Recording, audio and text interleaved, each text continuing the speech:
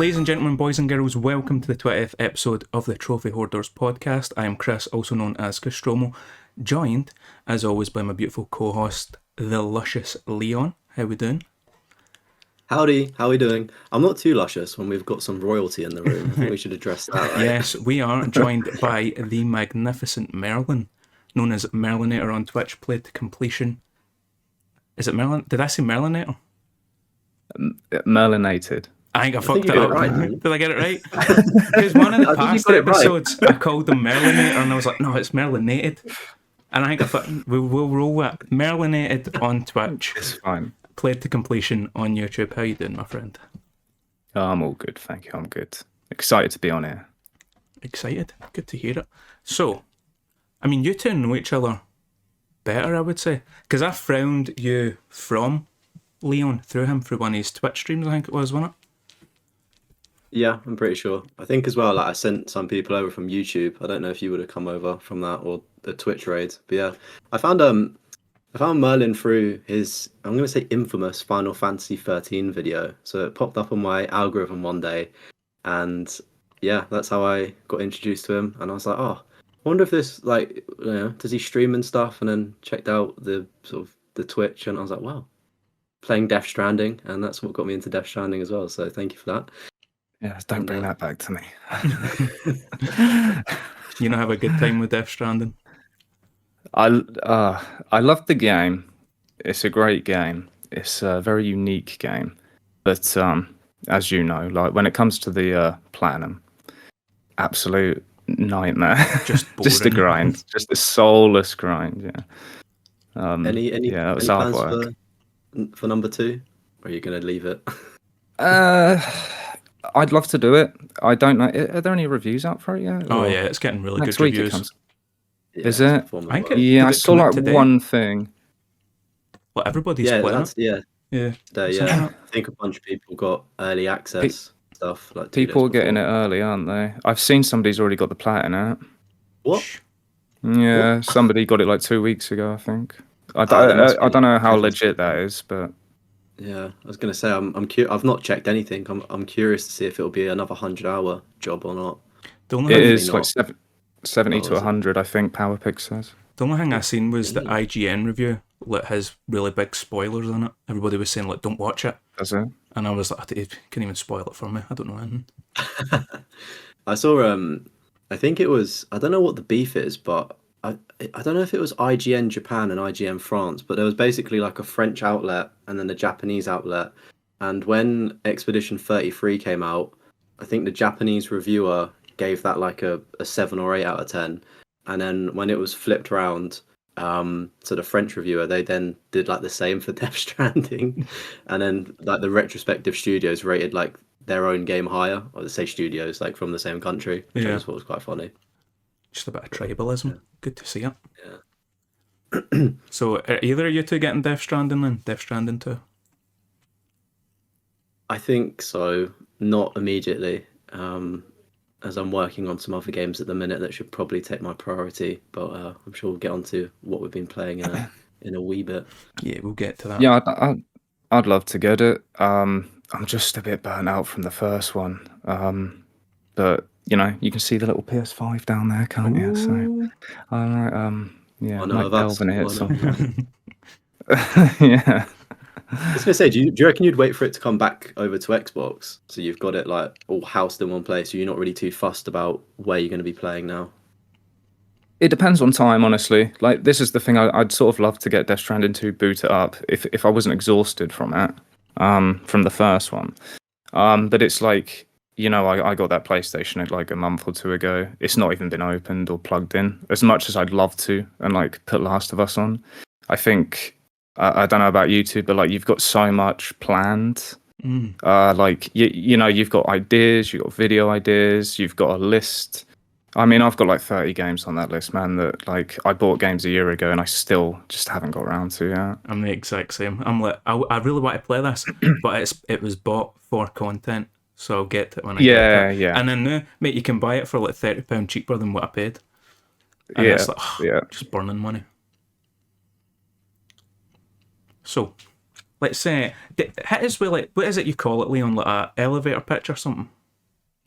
Yeah. So we're gonna do probably the best thing that two hosts could do, and shut up for a couple of seconds, and let our guest speak about themselves, introduce themselves a little bit more, and I guess the elevator pitch. Oh god, So this is the worst bit, isn't it? Yeah, I mean, what do I do? Yeah, I'm just a dude that likes to play games, really. But I like challenging myself within those games, and for me, that's getting all the achievements within them. So my thing is like just to sustain a 100% completion rate. So every game I play, 100% all the achievements, including DLC. I'm just gonna swing my man bits about on that one as well. Mate, that's got to be like the worst thing about Xbox is the 100. DLC. Cause see the amount of times, like even there was one game, I think it was the Godfather 1 on 360. I was like, oh, that'd make for a good video. But then it's like two of the achievements are like DLC only, and they don't even sell the DLC anymore. And I'm like, psh, I can't even do Is that that now. Godfather 2?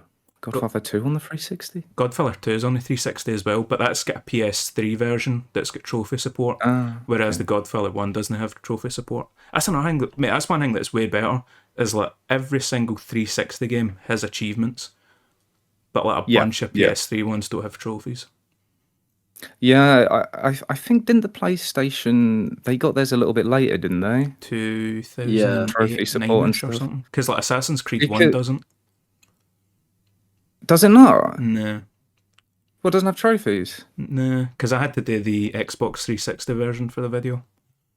Oh God, I was gonna say you've you got away with that one because Assassin's Creed 1's horrible, like the collectible city. Mate, see, right, I think I can't mind what it was. I missed one collectible, and I was like, "Oh no!" So then I'm going around like every single city, like, "Where the fuck is this guy?" Yeah, you're in trouble if you miss anything. You've got to follow a guide to a T on Assassin's Creed 1, otherwise, yeah, God help you. But I I managed didn't to. realize it was that bad. The Oh yeah, ignorance is bliss from never playing on Xbox. Yeah, it's not ideal, Assassin's Creed 1, but I also did like Silent Hill, Downpour, and Homecoming. ooh, I Those want have to do them. achievements, Because but I noticed that they didn't have them on PlayStation. Downpour does, but Homecoming doesn't. Oh, Homecoming doesn't. Oh, okay. So I was like, Is maybe play the 360. How are they games? Because that's like the two that everybody hates in the Silent Hill community. Homecoming is playable, and I'd say it's not awful, but it's definitely the worst out of like Silent Hill. Like you got Silent Hill 2 and 3, right? Classics. Silent Hill 2, outstanding game. Same for 3, really. It's just which you prefer. But after that, they sort of lost their way, I think. Homecoming, it like I said, it's playable, but it's janky and it's not. It's like it's not them making it anymore. I mean, I don't even know if the same people developed it. To be honest, I'd need to look into that. But I think it was either Homecoming is. four or Homecoming is when it was made outside of whatever it is, Japan or wherever it was made. That's when like Right. the Western influence took it. And then Downpour, like, oh my god, yeah. I do you know what Downpour as well? That's going to cost you like 60 quid, if not 70, maybe. Yeah, mate, it's It expensive. depends. It was cheaper for me to buy the press copy version from Poland and get it shipped over Yeah. than it was to buy the official PS3 version. Yeah, it's ridiculous. I think they all hold their value, to be fair, the old Silent Hill games, because they're, I don't know, rare, but oh my god, yeah, Downpour, awful game, Don't awful even waste game. my time with it. Just skip it. No, yeah, I wouldn't even bother. But you know, if you want to do it for the content, fill your boots. Like, it's a good one. I had fun with it, to be fair, like streaming it and doing the video on it, because nobody had really done it either from what I saw. And yeah, that was fun to do, but god awful game, yeah, Christ. I think that was one of the nice things as well. Sort of, obviously, I came in around Final Fantasy 13, so a good few months ago now, and then obviously looking back at the content and seeing those kind of grittier Silent Hill games that, as you said, nobody's really touched, and I was like, I like Silent Hill, but I don't know too much about it, and it's like obviously people just focus on what 2 and 3, maybe 1 sort of thing, and then it was good to see. the latter. See somebody suffer through those trophies. Yeah, they're not too bad, like completion wise, like platinums and whatnot. Like collectible guide. It's general. Nothing's really hard in it. Two's the killer, but I feel like two's overrated in terms of difficulty. But two's one of them that people do, and it's one of those like mainstream ones in it on YouTube where everybody's going for that 10-star run. Really difficult. But yeah, that was an amazing game. I'm glad I did that.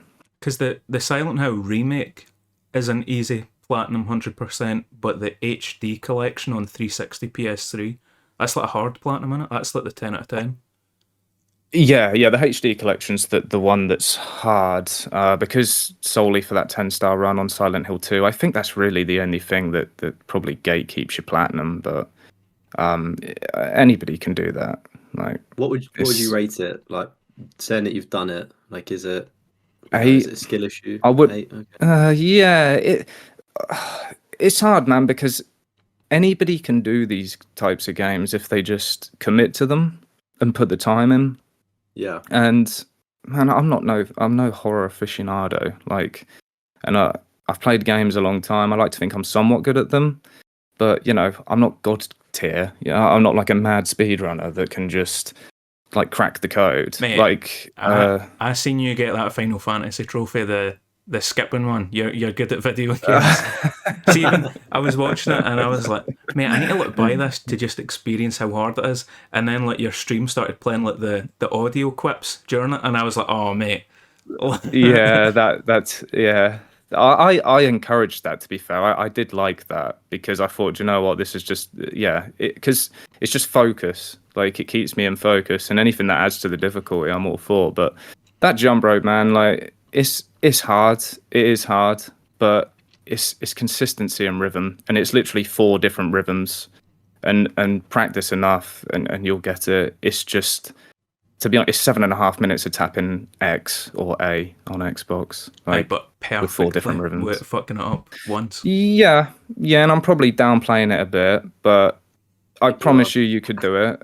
You could. How many times? How many times have you done that trophy? Okay, so originally, before I streamed and before I did YouTube, I bought the game because it was like, I was like, I'm doing this no matter what. I looked at the roadmap, like the achievement guides. Everybody was saying like, yeah, 10 out of 10, 10 out of 10. And I saw it had the 1,000 jump rope, and I was like, oh, yeah, like I never did that as a kid. I remember getting to like 300. I think I always cocked up on the double jump bit. The 200 to 300 is like the hardest transition because it just completely changes the rhythm. And I thought, well, I don't care. I'm going to do it. So I used I have like 2 accounts. One is my old one that I just used to max games out on, but I'd play whatever I wanted. And I've got another account which is Merlinated, which I stream on and everything. That's my 100% that I just do every game. So I just tested the jump rope on my old account, and I got to like I practiced it for like 3 hours or something, and I got to like 900, and I was like, oh yeah, it's fine, I can do it. So I then did it on my main one, got the jump rope done, and then obviously for the video, because that was before I streamed and everything, I went back to the alt and then did the 1,000 jump rope on the alt for the video because I hadn't unlocked the achievement, on that profile. So I've done it twice, and the plan is to do it on PS5 as well. He's a madman. I reckon there might be talks. You doing it blindfolded or something like that, not looking at the screen. Yeah, I mean, I'd love to do it blindfolded. I think it's possible. I really do. It's just a time issue. Like, I'd love to sit down and think, do you know what, I'll spend a week streaming, blindfold it. I'd obviously have to have another camera on my hands because I don't think people would believe me at that point. Like, also you can script that trophy as well. Like, you can cheat it. Yeah. So is it remote play or something on PC, in it? So you cheat it? I know there's like a script you can use, that you like download a script and it jumps for you, but I have no idea how to do that. Yeah, neither do I. But I didn't realize. I thought it was just Xbox, but I read you can also do it on PlayStation. Apparently, no idea. I think it's probably a USB job. You just probably plug it in, but don't know. I don't think any trophy's worth doing that, is it? No. Nah. Yeah, I mean, yeah, that's I don't know. That's for another topic, I suppose. Like those things are sort of questionable to me. Like Yeah. when you're using external tools and stuff to do it for you, that's a bit, you know. I think But yeah, that, as I say with the blindfold thing, I'd love to do it this time. that's a video that would pop off as well. Like the hardest, I'd done the hardest Final Fantasy trophy blindfolded. That's one that Yeah, would pop off, Gold mine, man. absolute Yeah. gold mine. yeah, I'd love to. Yeah, it's definitely in there, and I think the problem is I did say it, so now it's like one of them where it's in the air, innit? See, especially You've if just, it's come like onto the pod, audio did clips it. on, so it's like the stream Yeah. can fuck with you again, because like you can't see Yeah. it's all hearing, and they get fucked that up for you. Mate, I think that would do really well. Yeah, because as Yeah, well, I thought the audio. you Sorry. wouldn't. Sorry, mate. I was gonna say you wouldn't know how far away you were unless you. And would you? Do you count in your head when you're doing it, like normally?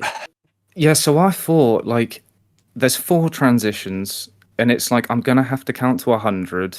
Then I've got to change. No, actually, I think it changes at like 25. Actually, doesn't it? Yeah, it like to be honest, the first 100 you can do like without even thinking about it. It's once it goes over 100, it's like you've then got your double jumps, but you'd have to count. I'd have to count in my head, Yeah. and I'd have to have some type of. I'd have to turn the audio off so and hear him land. Like, yeah, because there's when I was doing that on stream, man, like I was reading the chat like up to 200 sometimes.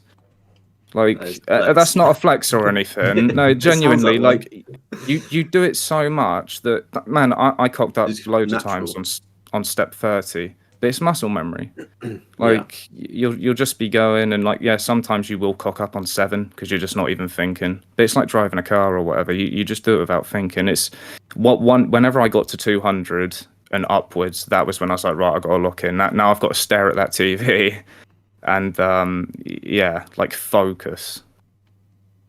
How long have you been streaming for then? Because obviously we only found you like 2 months ago, maybe 3 months ago. Streaming about a year and a half. I think it must be coming up to nearly 2 years now. Damn. How did you get into it? It's just one of those things I've always wanted to do. Bit of a tangent, really. It's like, do you know when you're at school, you last year at school, and your teachers always go, oh, what do you want to do? What do you want to be?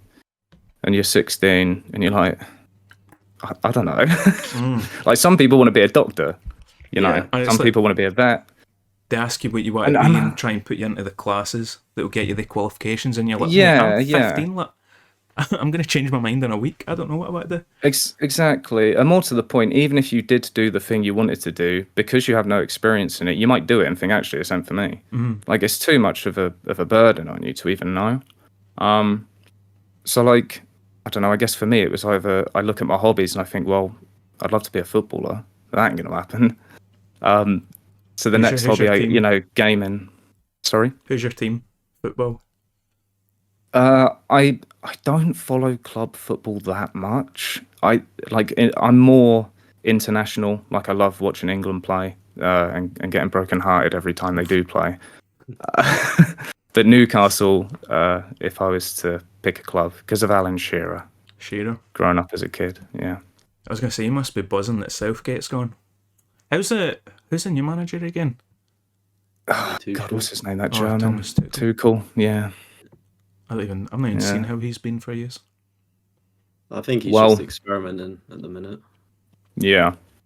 I mean, N's an upgrade for Southgate. What was he, like an under-21s coach or something like A nobody, pretty much. that? I'm sorry. I know he did great things for England, but I'm not a fan of him. Are you not a fan of Southgate now? Nah, I think it was like that kind of World Cup fever with the first one where we got to like, what was it, like semis or something, wherever we got to. I think was it Croatia that knocked us out or something? Oh, the like World Cup in 2018. Russia. Yeah, Yeah, right yeah, at the so end. Russia Yeah. won. Like then, like yeah, behind it. Then we had like the next tournament, and you could just kind of see the cracks. It was like I think it was just a bit of a fluke. Like we weren't really playing that good football, and we just then became serial losers, like back to back second places. I think it was the Euros but it was like held in England. Was it 2020? Yeah, Was it during COVID? And it was like, mate, you just get the easiest run to the final, and then get beat versus by Italy. Italy. Mate, the thing with Italy as well is that if you look at them playing now and like their world rankings, like they don't actually qualify for anything, and it's like no disrespect to the Italian national team, but it's like we should have beat them on pay. I know it's obviously Hey, who if you turns go up like on the day, but player for it was the player, easiest. Yeah, 100%. Like we were 1-0 up as well, and then we did the typical Southgate thing of drop back, defend, and just go pony. And I think that's an England thing, though, isn't it? Growing up, England just bottle it. Like they play defensive football. They go a goal up and they shit themselves. yeah. And it's like they only start playing football if they go a goal down as well. If we score early, I'm cacking it. Like Oh, I'd rather 100%. us be 1-0 down for 80 minutes because you sort of see them play. I like Southgate though. Like he does get a lot of hate, and yeah, all right, he had an easy time of a lot of the runs, but all I know is ever since I've grown up, it's the only time I've seen England get to a semi-final, 2 finals. Could any other manager have taken that team to do the same? Maybe, but we'll never know, I suppose. I guess, time will tell with the managers we have going forward, won't it? So Hopefully we can win something next year. right? Was it America? that'd be nice, Hopefully not.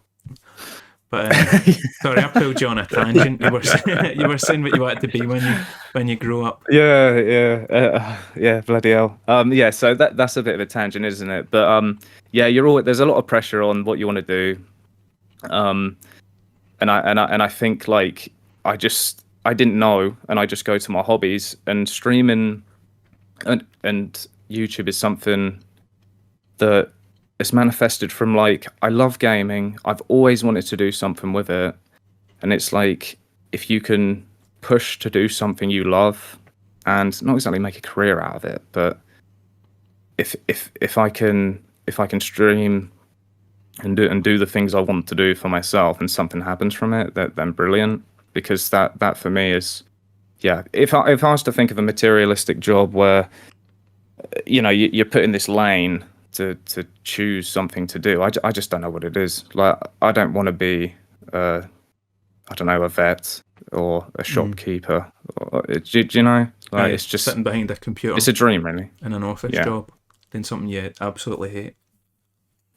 And it's one of those things that I've put off for years. I've always put it off, and I've been hounded to just do it. And I think as you grow older, you're like, do you know what? I'm just going to do what I want to do instead of worrying about it. So, yeah. Out of interest, if you're able to share, who was sort of, you said you was hounded to do it. Like, who was like, did anybody push you in particular, like friends, family, things like that? To take Not that jump really. into streaming? Was it just I'm internal? I'm quite a quiet person. Like my dad would, but my main influence would be my partner, really. Like my girlfriend, she would always, like she because I think leaving school, I did college for a bit, and then you finish college, and then obviously I'm still like, well, I still don't know what to do.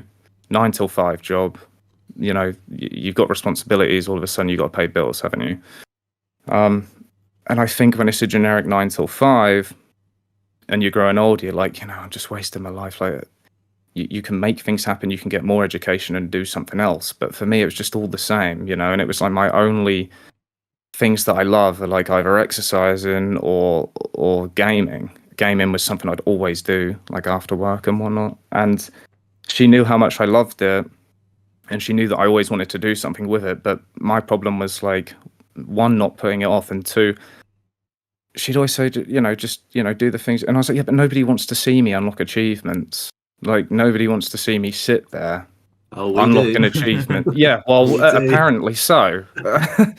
I think it was just one of those self-doubt things. I was like, it's how do I, because I like to be me, and it's like I'm quite quiet, I'm quite shy. I would just be sitting there like, just playing my game. And it's like, and streaming's a lot of pressure to entertain, isn't it? Or to be there. So yeah, I mean, at the start when if you've never done it before, you're like, oh god, yeah, yeah, like, what do you do? yeah.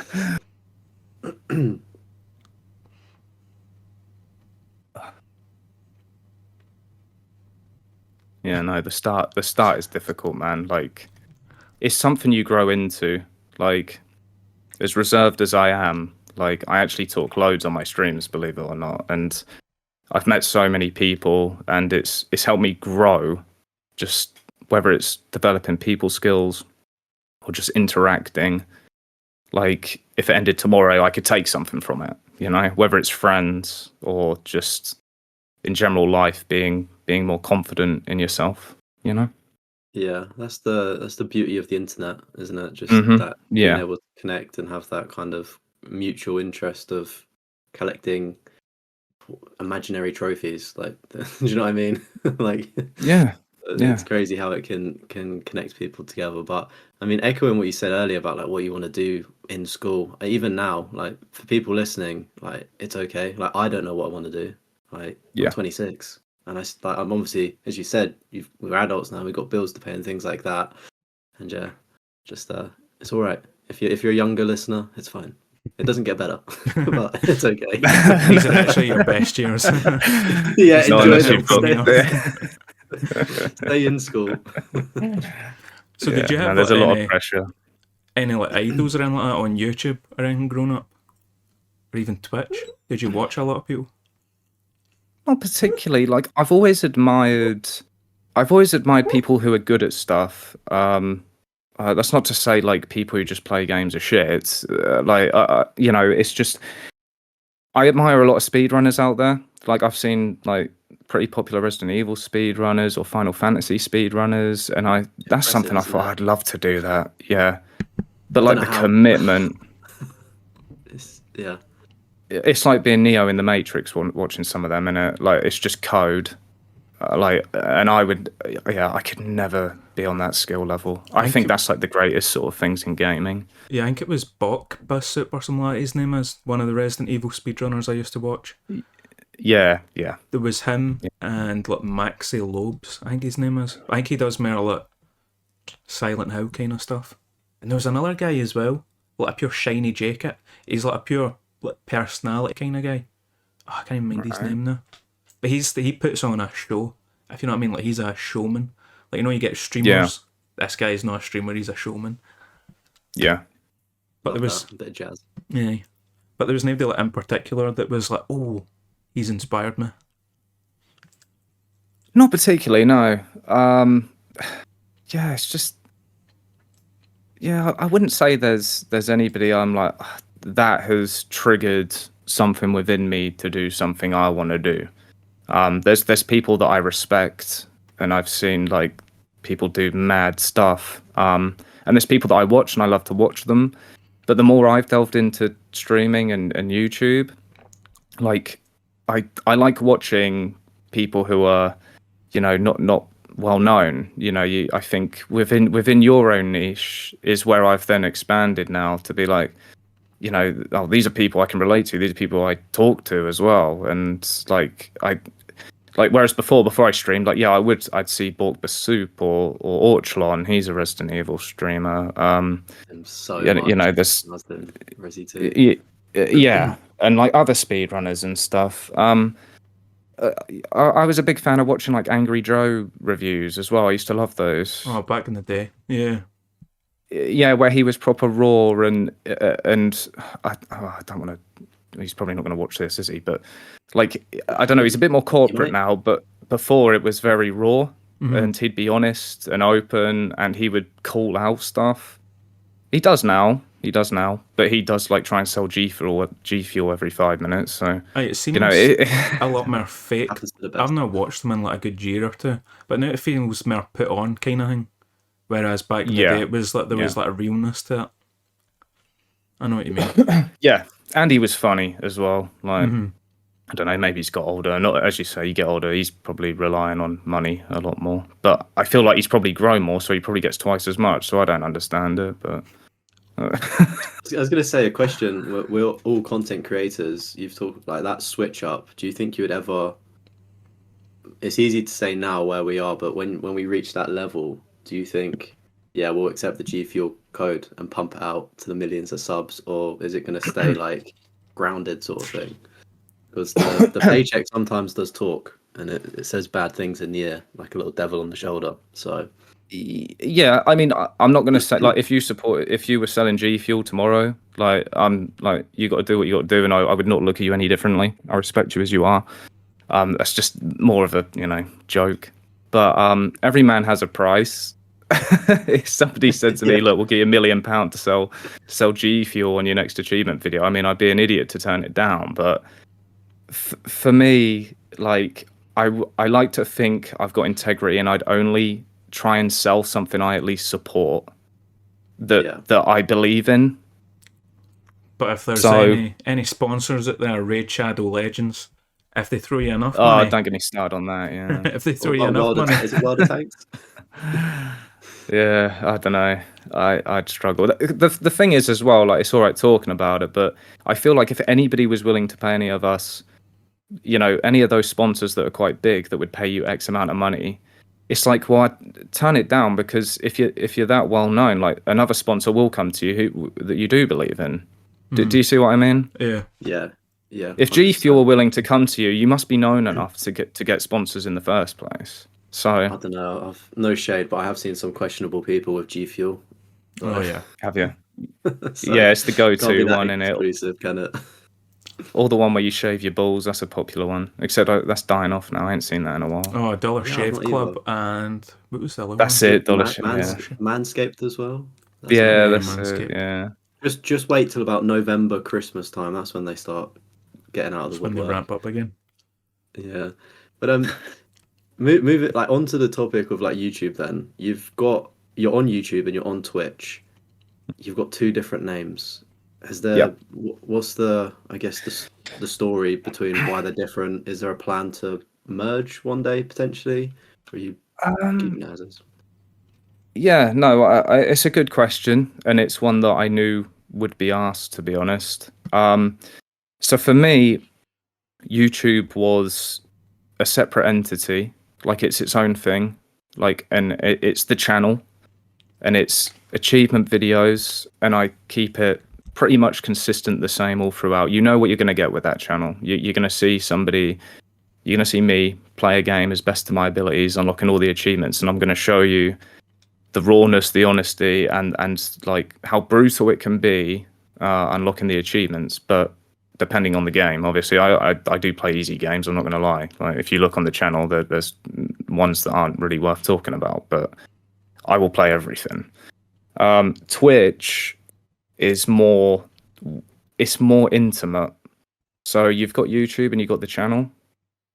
Twitch is there for people that they can come over from YouTube if they want to, and it's more of a personal level. Like you're talking. People can get to know you more. People can make friends, and as well, to be honest with you, when I did Twitch, it was more right. I'm going to stream because I need VODs to use to edit for YouTube. I didn't think anybody would join Twitch. Like I thought I'd just be streaming to one person, which is probably my girlfriend. So. Yeah, I always my focus was they both work hand in hand, right? Like you're streaming and you got YouTube, you got two things working together. So yeah, and then people started coming in the Twitch. I started to make friends with people, talk more and all that. But yeah, it was just more of a use Twitch to download the VODs because at the time my computer I didn't have the space to like record on OBS. Like my computer wasn't powerful enough to record OBS and stream a game. And then I realized you can just download the VOD on Twitch. I was like, oh, that's easier. I'll just do that. So yeah, but I never expected people from Twitch. Obviously Twitch is growing well. So, but yeah, the channel's literally like I say, it's more of a separate entity. It is a channel. It's me, of course. And then Twitch is like pure live streams, like intimacy, like in a relationship way, like intimacy. Yeah. So you actually like people. keeping them separate then? Because I'd always assume everybody wants them kind of linked. Well, to be honest with you, I was going to change my Twitch name to Play to Completion, but the longer it went on and the more people who kept joining, people kept calling me Merlin. People kept calling me Merlin. And I thought, like now, if I was to change it, it would just be weird. Mm. Sorry, Yeah, I drank too much oh, Coke. mate, I've been getting the same of having to mute the mic to stop the burps, but it's a difficult one because I think that sometimes when people make a YouTube or Twitch channel, getting a name is one of the hardest things, right? And I feel like you've Mhm. got two really good names, like two uniquely great names. Like I think Played to Completion, I go, oh, like Trophy Hunter, 100%, yes. And then you got like Thanks. your Twitch with the whole Merlin thing as well, and it's like that's also such a good name. So Really, I I don't think know why this. it just rolls off the tongue. It just rolls off the tongue. Yeah, So yeah. No, thank you. I mean, Play to Completion. I love that name. To be fair, uh, I can give you a backstory as to what happened with the name, if you like. yeah, we Well, always love well, getting the behind the scenes. well. Originally, like when I was like, I don't know how it worked for you when you started your channels and stuff. But like, obviously, you start with a notebook and you just join all your ideas down. You got your channel name, you got your OBS settings, you learn in your OBS and all that stuff. Yeah, and my name, I knew what my name was straight away. Like I didn't even have to think about it. And I was going to call myself the completionist, but you Run can a few see how charity that went when I scams. went on. Yeah, Funnel some money. and I went on YouTube and typed that in. And I was like, oh, crap, it's taken. And then obviously he was very well known, and I then delved into who he was, and yeah, Christ, it's been Before or cancelled, any pretty after much. the issues? After, You found them after? after. Oof. Yeah, so like I saw all the charity stuff. That yeah, well, let's not go on a tangent here, but that was what I wanted to be called. And then I was like, oh fuck, because that was such a good name, and that was completely summed me up. And then yeah, Played to Completion come after. There were like 3 variants of Played to Completion. It was like Played to Completion. Hang on, is that what I'm called now? No, it was Played till Completion. Played And I till. thought till don't work, does it? Like I came up with like 3 variants, and then I finished with Played to Completion because. I like it. I think it also And I sounds think that as rolls off the tongue a yeah. bit. It sounds like a good series name as well. Let's say like a YouTube Yeah. series Played to Completion. I think it would sound good as well if you ever did change the YouTube name. I think that would still be like the good idea. series. Yeah. Feel you like ever- we And should most go around the people room. like. Sorry. Oh, 3 years Go went around, in. Eager. I'll Most listen. people are like names, aren't they? Like they use their names. Yeah. Yeah, some people do. I just My- don't think mine's interesting enough to turn into a username. My first YouTube channel was like my full name. And then I was like, after a few years, I was like, it's probably not the smartest thing to do. But especially with like doxing and stuff. But mate, fucking John Callum's still out there repping his full Going birth name. God bless him. I was gonna say for like my origins, I think I spoke about it on a stream before, but like Final Fantasy VII Sephiroth tried to make my PlayStation account in like 2010 or 11. Sephiroth was obviously taken, but I like spelling it like Seth Rogen, like TH. So I tried to spell it like Sephiroth. Didn't exist, or you couldn't get it. Already taken, but I did. I think I got it on Steam. Since changed it though. So that wasn't available. So then for some reason, like I was just with my stepdad, and I think he said like, "Oh, what about like Def?" Because I was into like metal and rock music and stuff at the time. And then we came upon Defroth was my PlayStation name. And then fast forward a few years later, I was like, oh, I need a YouTube name. So I used to be called Defroth UK, and I used to upload Call of Duty commentaries with a squeaky voice before the platinum stuff.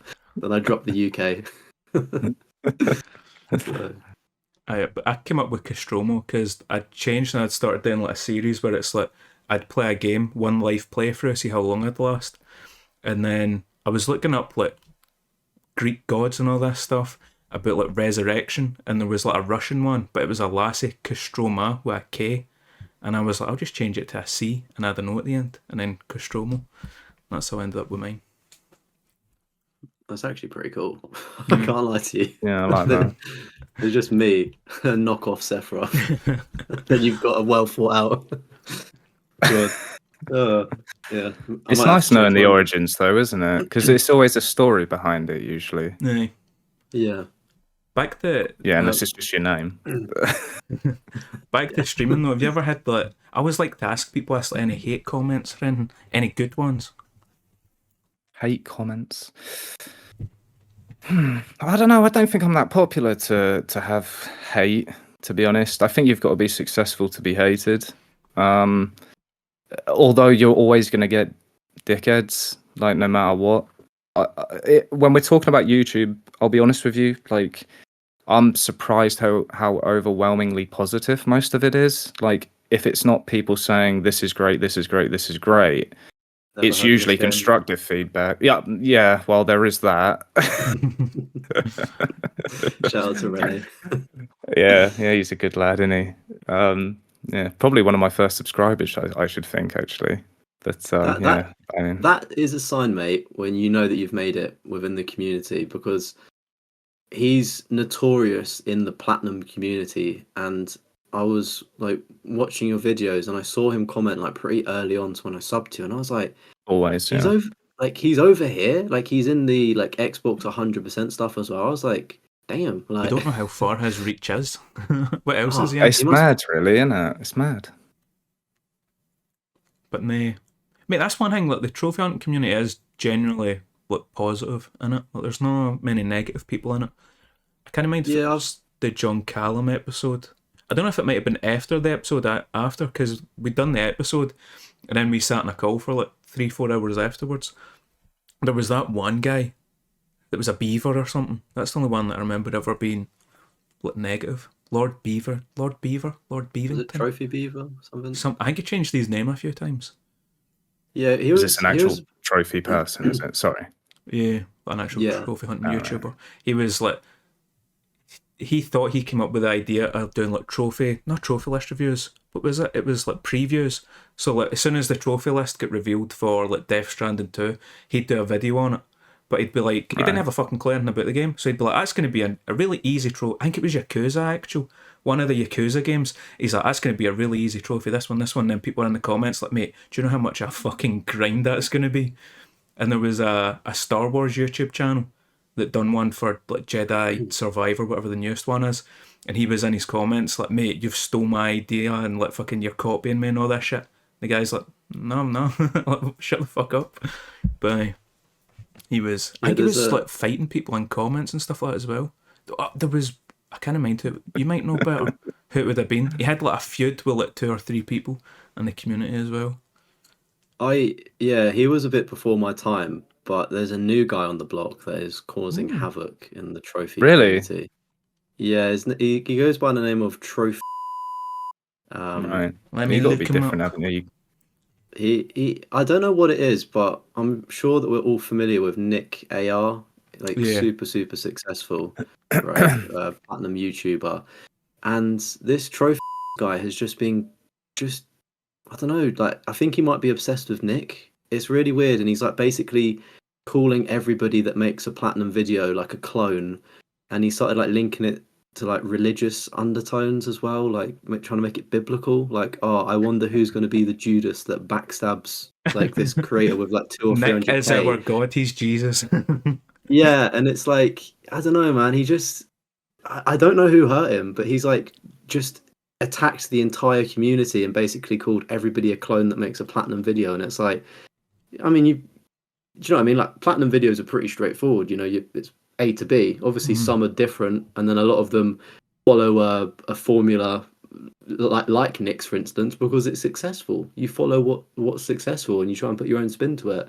But yeah, he's been ruffling, or not ruffling. I think everyone's just been laughing at him just with how ridiculous he's been. And I think, Does he make them himself? Sorry? Does he make videos himself? Does he make platinum videos? Yeah, I think he has done. Right. But I've like, do you know when you obviously it got put into a chat, and I saw it, and then I looked at the channel, and all of like his most popular videos, if you go to videos popular, they're all about like negative things and like about YouTubers, like other people. Right. And it's like you actually look at his content, and it's like I've not watched it, so I can't comment. But obviously, if it's not pulling numbers, then I don't know. Just seems a bit angry that he's not being as successful as other people. But I'm sure now that I've spoken about it, I'm going to be in the firing line, and he might get an obsession with me. So, hi, buddy. Mate, It's publicity, innit? Any form. Yeah, I was going to say any publicity is good publicity. So Maybe we can get him on as a As they guest. say, yeah. Yeah, get some Give him drama. a platform to explain himself. We'll lure him in, tell him that Nick's Yeah. coming on. Yeah. He's probably a VTuber or something. So Oh, mate, good luck with fucking get that. me started on VTubers. Your favourite kind, aren't they? Mate, I fucking hate VTubers. Well, Mate. getting things back on track. You stream on Twitch. Would you ever be tempted to come over to YouTube, or are you no interest like in dual streaming? Originally, like dual streaming was the plan, to be honest. Like when I first started everything, I thought, oh yeah, because it was all like get a TikTok, get a Twitter, get this, get that. I was like, oh, do you know what? Like, nah, I'm just gonna be me. I'm gonna do me. Like originally, like you have all these ideas, and I thought, yeah, dual streaming, that's good and whatnot. But do you know what? Dual streaming as well. You've got. I don't want to confuse chats. Like, there's a lot of. I've got a really supportive community in Twitch. They're great people over there, and it's very intimate there. And to be honest, if I dual streamed YouTube, there'd probably only be like 2 people watching me anyway. But if there was 2 chats going on, one is hard enough keeping up with the one I've got, like, and I feel bad if I miss a message. And then 2, if I was talking to 2 different chats, like the Twitch people can't see the YouTube chat, so they're like, who the fuck's he responding to? There's that confusion that would worry me. But yeah, I quite like stick to what you know. I quite like how it is at the moment. I'm not against it. Like I'd stream YouTube. I'm open to everything. But yeah, I'm just sticking to what I know. Like if Twitch was to like give up on live tomorrow, like sure, I'd adapt. And yeah, I don't think there's anything wrong with change. I think it's a good thing. But yeah, I mean, as it stands, I'll just keep doing what I'm doing really and grinding away. Let's Yeah, I think that. let's circle back to VTubers for a second. I'm curious. Like, what's your most like hated content on Twitch and YouTube? Oh, I think I might know one. Well, me. Yeah, just in general, to be honest. But Oh, I think did we talk Really? about that on the What last is it? What do you episode? think it is? Is it tech streamers? Oh yeah. Oh Yeah. shit. I didn't even put that down in my notes. Actually, I forgot about that. Yeah, So you just mean in general? Sorry. Just like in stuff, general? Yeah. stuff you don't like YouTube wise, like the makeup artists that talk about like people dying. Like I see that on like YouTube and well, not YouTube as much, TikTok all the time, and that fucking grinds my gears. The idea of me getting that? like, you never seen that? It's like No, lassies doing their I've never makeup heard of and they're that. like, Patricia was just walking down this street and it was just another average night. Oh mate, lassies fucking love that shit. What, like telling a creepy pasta? What are you- Scary No, not like a story? creepy pasta, like an actual murder case that happened. Oh, What are you watching to get recommended that though? I've never Mate, heard the of lads it. I was saying fucking little love that shit. adapting your algorithm. That's my for excuse and somebody I'm else. sticking to it. You I love mean, it deep down. There was there was stuff like that. Mate, on Twitch, fucking like sleep streams. Like that doesn't make any fucking sense to me. Oh But it's yeah, like you're I've watching seen it. somebody I haven't- sleeping and I'm sorry. like, what the fuck? Yeah. I think the IRL, not all IRL, but do you know when somebody like cosplays and it's just like really cringy and they're like just standing in New York, just acting weird. I don't know. It's just very cringy. You almost haven't want seen somebody that. to snatch the phone and run away with it. Is it just them standing there? They're just standing there, then they'll be like, I don't know, like they'll get a rose on TikTok or something and be like, "Thank you for the rose." Da, da, da, da, da. Like, Oh, the just these weird, Spider-Man do you know guy. what I mean? Yeah. It was NPC. There's loads of them. Aye. NPC, yeah, That's what it NPC was. stuff. That's a thing, is it? Like 2 years ago Sadly, it was yeah. on TikTok. Oh, Aye. It bloody was hell. all the rave. I mean, Trying to think of YouTube stuff. yeah. For me personally, like, you, I don't know. I don't massively use YouTube loads. Like a lot of the time that I watch it is, to be honest, I've been watching your podcast like at work constantly recently, like for the past couple of weeks. Good man. Pretty much ran out now. Almost ran out. Have you- Yeah, a lot of the stuff it's just my own personal things, like whether it's health and fitness or something. I don't tend to delve into like what I do on there. But generally speaking, it's like, I don't know, it's filled with ads now. Like you've got a video and it's like they'll talk for 30 seconds, then you have ads, And then once the ads are over, they're then selling you a product. It's like, oh god, it's like I can't be dealing with this, and then so they'll do like a promotion or something where they're trying to sell you some voucher. That's why you I need YouTube, generally. YouTube Premium. Well, mate. yeah, I need that. Yeah, Because you also, there's a new thing they added like 2-3 months ago, and it's a wee skip ahead button. So it's like, when they start doing the Really? ad read, like the in-video ad read, this video is brought to you by our sponsor, whatever it is, Surfshark. You use my code on Surfshark, there's just that wee thing pops up in the bottom right, skip ahead, and it'll go to when their ad finishes. So you don't get any YouTube ads. Surfshark advertisement. He's got it. Don't get any YouTube ads, and you can skip like the in-video ads. That's actually pretty good, to be fair. People use ad blockers as well, don't they? Like, again, that's something I've just never thought about. It's like people say, "Oh, use an ad blocker." It's like, oh god, but then I got to download. I don't even know how that works. Like, it's bad enough turning my computer on. Do you know what I mean? I don't even know how to. It was hard enough getting this Discord call to work. I honestly don't mind like the YouTube ads. Like, they really don't faze me. It's obviously the in promotion things, like Surfshark or whoever. Like, those ones are obviously skip ahead. But YouTube ads, I'm just kind of used to it. Maybe I'm a cheapskate.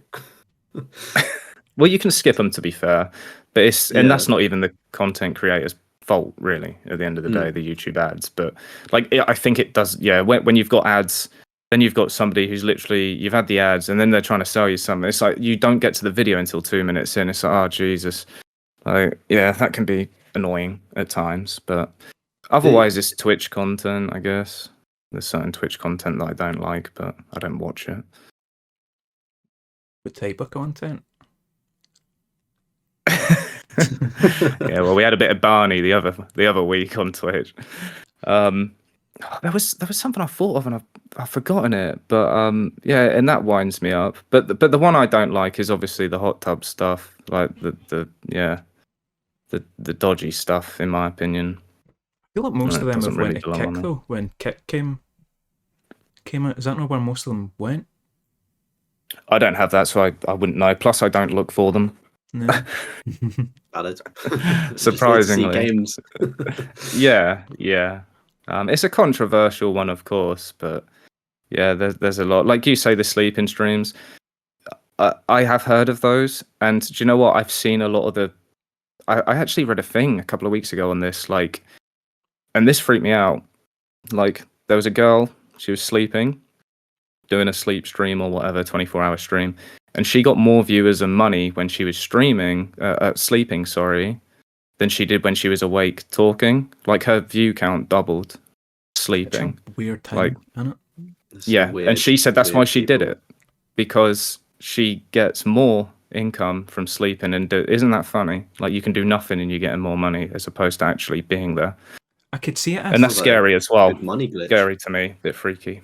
Yeah, because I think, like Ice Poseidon and stuff like that back in the day, like big Twitch streamers, I think they'd done similar stuff, but it was like you could donate, and then it's like an air horn goes off, so it like wakes them up. Let's see stuff like that. I can see like where it could be like funny, like somebody's gonna like prank in a minute. But where it's just like a lassie are sleeping for 6-7 hours or whatever it is, it's like, what are we all doing here? You know what I mean? Like, what's the appeal? You hoping for a wee nip flip or something? Dark corners of Twitch, I think, personally, that sort of stuff. Like, I just, I don't like it. And, like, obviously, you got to do what you got to do or whatever. And there are some, the people watching that need to be held accountable for, like, being like that.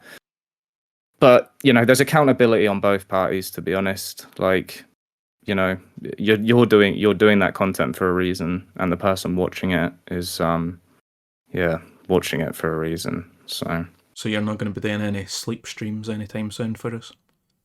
Definitely not. No, definitely not. Is there any other content? I barely sleep, mate. Just a workaholic. Is there any other type of content you would want to do, like outside of like gaming?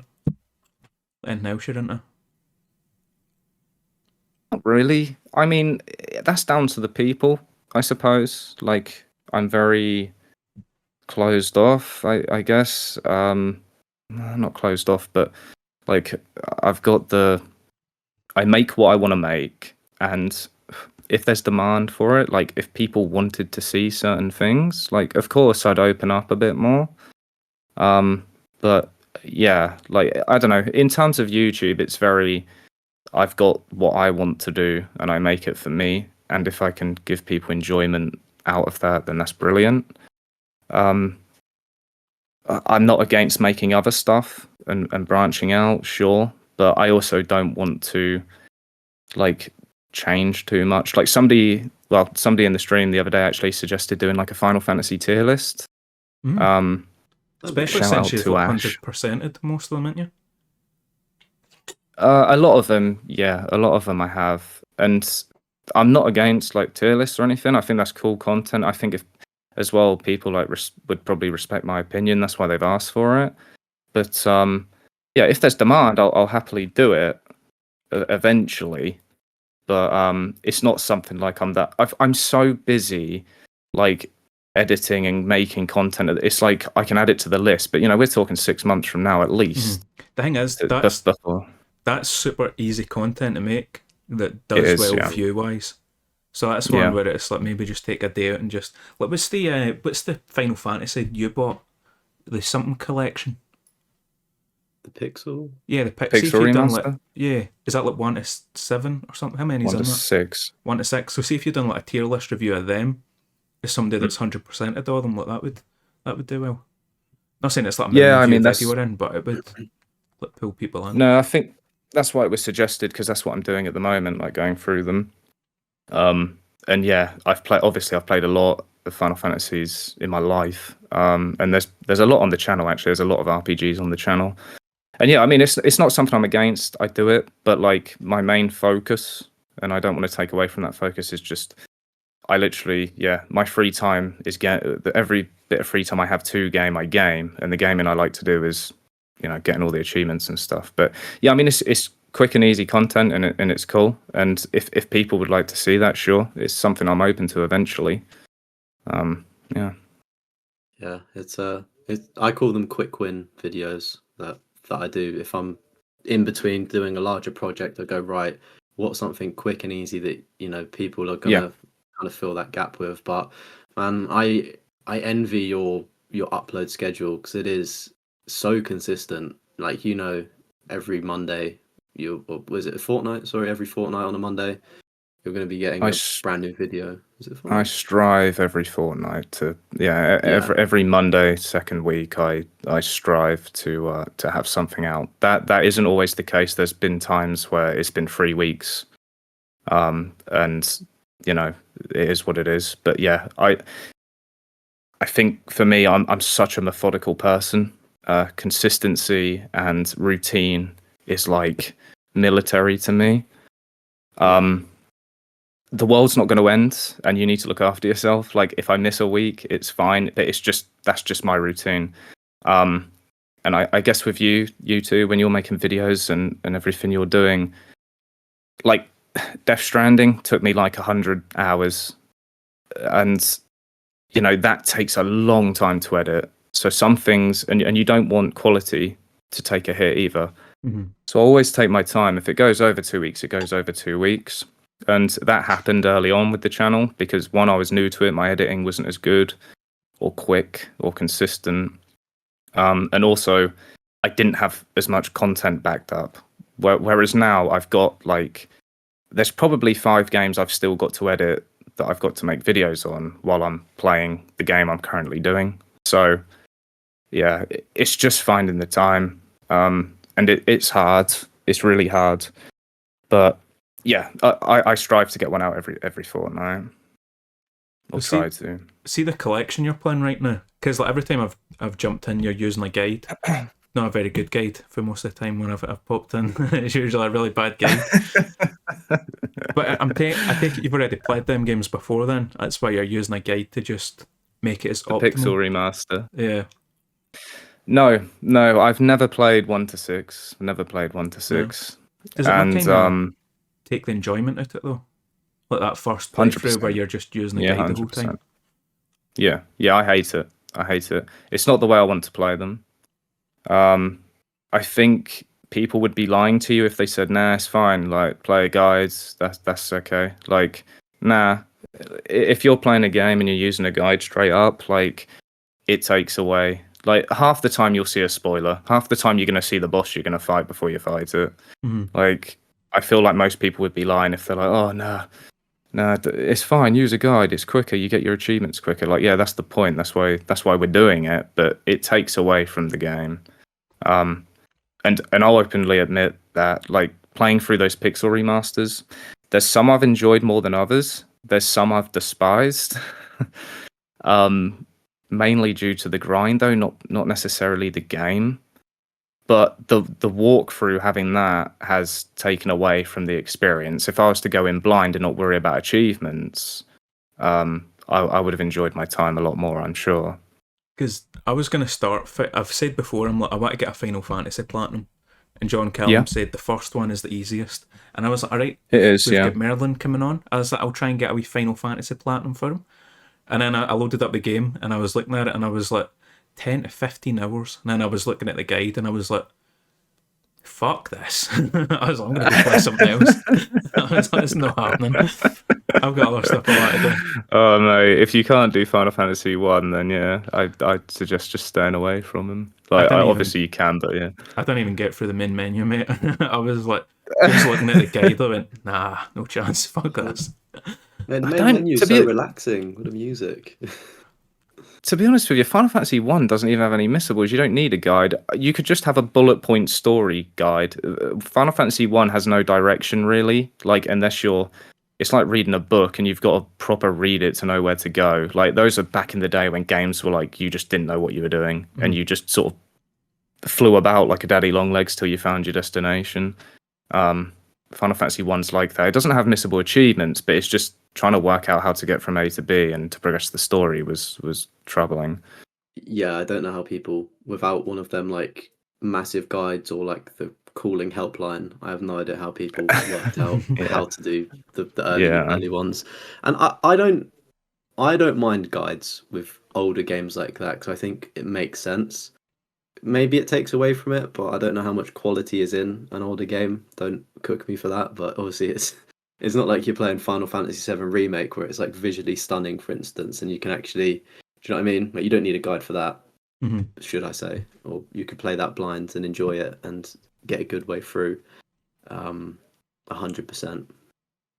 I think for me personally, like I prefer not to use. I've said on the streams, like I do not want to use a guide. I want to enjoy these games, but it's like the problem is these achievements. Like you have to fill out the bestiary, or well, that's different. But or you have to find every treasure in the game. Like you miss one treasure that's a missable treasure, then it's not as simple as just doing a quick playthrough and getting one treasure again. Like you've got to get every single treasure again in the game. So like it's going to take you the same amount of time as your first playthrough, pretty much. It's not like you can just new game plus it and just go get the one you missed. Like that's my concern. And I think it's just troubling, really. Because I remember, was it Final Fantasy 4? Or I think it was 5 actually, and I think that's when the guide was really bad for you. And the live chat was saying, "Oh, why don't you try like the Steam guide or something?" But like I've not played 5 yet, but I understand obviously some of the treasures are missable, but they don't necessarily show up on the map. So you're like, I don't know if I've done it or not, so I can't switch the guide. And I was like, I do not want to be in this man's position. It looks like hell. Yeah, it was a point where like people saying, "Oh, just switch guides," and I was like, "Yeah, that's fine, and I can." But the problem is they're not copy for copy guides. Like he might have gone somewhere different that I don't know about. His bestiary might be different to mine, or bestiary, however you want to pronounce it. Do you know how? Has the YouTube comments told you how to pronounce it yet?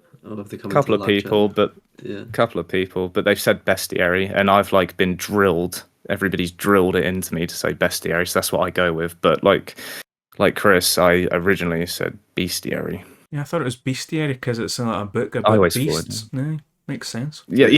Yeah, that's logically, but it's spelled best, isn't it? So I guess you have to. Who knows? Yeah. Maybe Google Translate. But do you get any more questions, Leon, or do we want to get into what we've been playing? Yeah, I mean, I've got so many questions, but maybe we circle back towards the end and move things along. How about that? Because I've got like your generic things like your first 100%, your proudest, and things like that. But we can circle back to that later. So make sure you stay Yeah, we'll get to tuned. them. Don't worry about that. Yeah. So who should we start with then? Who should we start Like, we with? let Should a we go eeny, meeny, guest, miny, moe? let a guest Yeah. start. What you been playing, Merlin? Pixel Remaster 1 to 6, back to back. Yeah, just Brutal. cranking through that. Especially doing it back to back is like a massive burnout. You're sick of the series kind of thing. Well, I love Final Fantasy. Like, I love it. And I've never played these ones. So, like, obviously I've played like the golden era. I've played loads after that, but I've never played 1 to 6. I missed out on those. I think they were before our time, to be honest. Like, I don't even know what console they were on before. Yeah. Probably the Super Nintendo or something. I don't know. I was going to say the first one I know is 7, which was on the PS1, because they have like 4 discs or something. Yeah, they do. It had like a fair few discs. 7 had 3, I think. 3. I know 7 and 8. That's the only ones I know. Did you play Final Fantasy VII like as a kid back in the day? Me? Merlin? Yeah. Yeah, 7 was... My dad played 7. And I really liked it. I think I was very young though. I was quite young. I didn't really understand it. And it wasn't I remember seeing him playing it and thinking, oh, this is cool, the music's cool. But yeah, I didn't really understand it. And then it wasn't until like, I don't know, I was like 7, 8 years old, like my mate come round, like, I don't know about you, but your mates used to come round and bring games round and you play them together and stuff. Yeah. Like he bought Final Fantasy 8 round, and like we were playing that, and that's when I first got into Final Fantasy. And then eventually when I got to 7, I was like, oh my god, this is that game my dad was playing, like, a couple of years ago. Oh, see, my question is, like, I'm interested to know, like, when you get to that specific scene with like Aerith and that whole thing, right? I'm pretty sure you need to like switch disc after that happens. Did you play it when you needed to switch discs, or did you play it just like with a like HD remaster, how it's been ported to like next gen, should we say?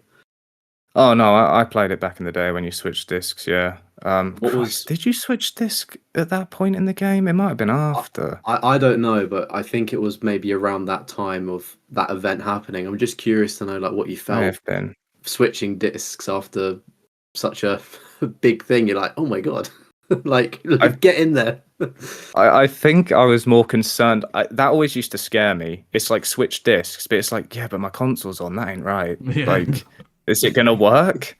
Yeah. Like, how does that work? Like, because the PS1, like, you pushed a button and then the lid just flipped up, didn't it? And it was, it just felt weird to me. I thought, oh god, I don't think, like, is it sure it wants me to do this? Like, I was always scared it was just gonna break. And as well with the PS1, I specifically remember Final Fantasy 9. Like, I'd always get to the end of disc 3, and it just crashed like 30 seconds before the disc changed, and I could never progress past disc 3. Because it would just crash. Like, if you had like one scratch on your PS1 disc, sometimes that just there was nothing you could do.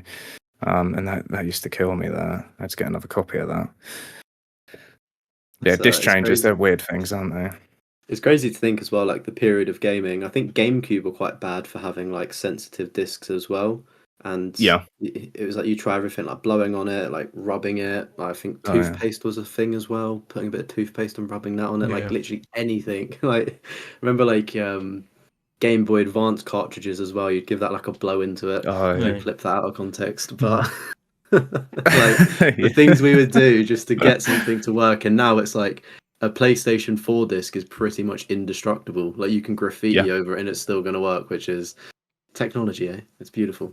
I think they're just license readers now, aren't they? Basically new discs. Yeah, pretty much. Also, on a note, like Metal Gear 1, actually, I remember once you defeat Sniper Wolf for the second time, you'd change your disc there. When you go into the next section. Yeah, like the lava section, wasn't it? Like, you go down those stairs and you'd have to change discs. That was one. Completely forgot about that. Yeah, you used to have 2 discs. That's the only other one. I was trying to think of other games that have got multiple discs. That was the only other one I could think of was Metal Gear. I can't think of Yeah. any other. That's such a cool experience. I know obviously the way that gaming's gone, it just loads into one and downloads from the internet, but I kind of want that to maybe happen again. Like you just get like the craziest stuff happen. It's like, yeah, please eject next disc, So, because sort your of thing. games would still run. I remember playing, I don't know if it would have been the PS1 or the PS2, but it's like you're playing a game and then just out of like curiosity, you go beep, press it, the thing would pop open and the disc would stop.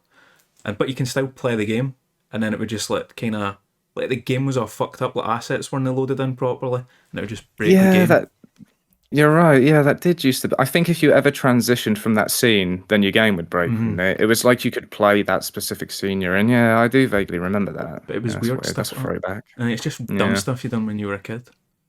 yeah. Just messed a bit. And now you've been playing outside of the, what is it, the Repixel, whatever it is, Pixel remaster. Pixel Um, Remaster.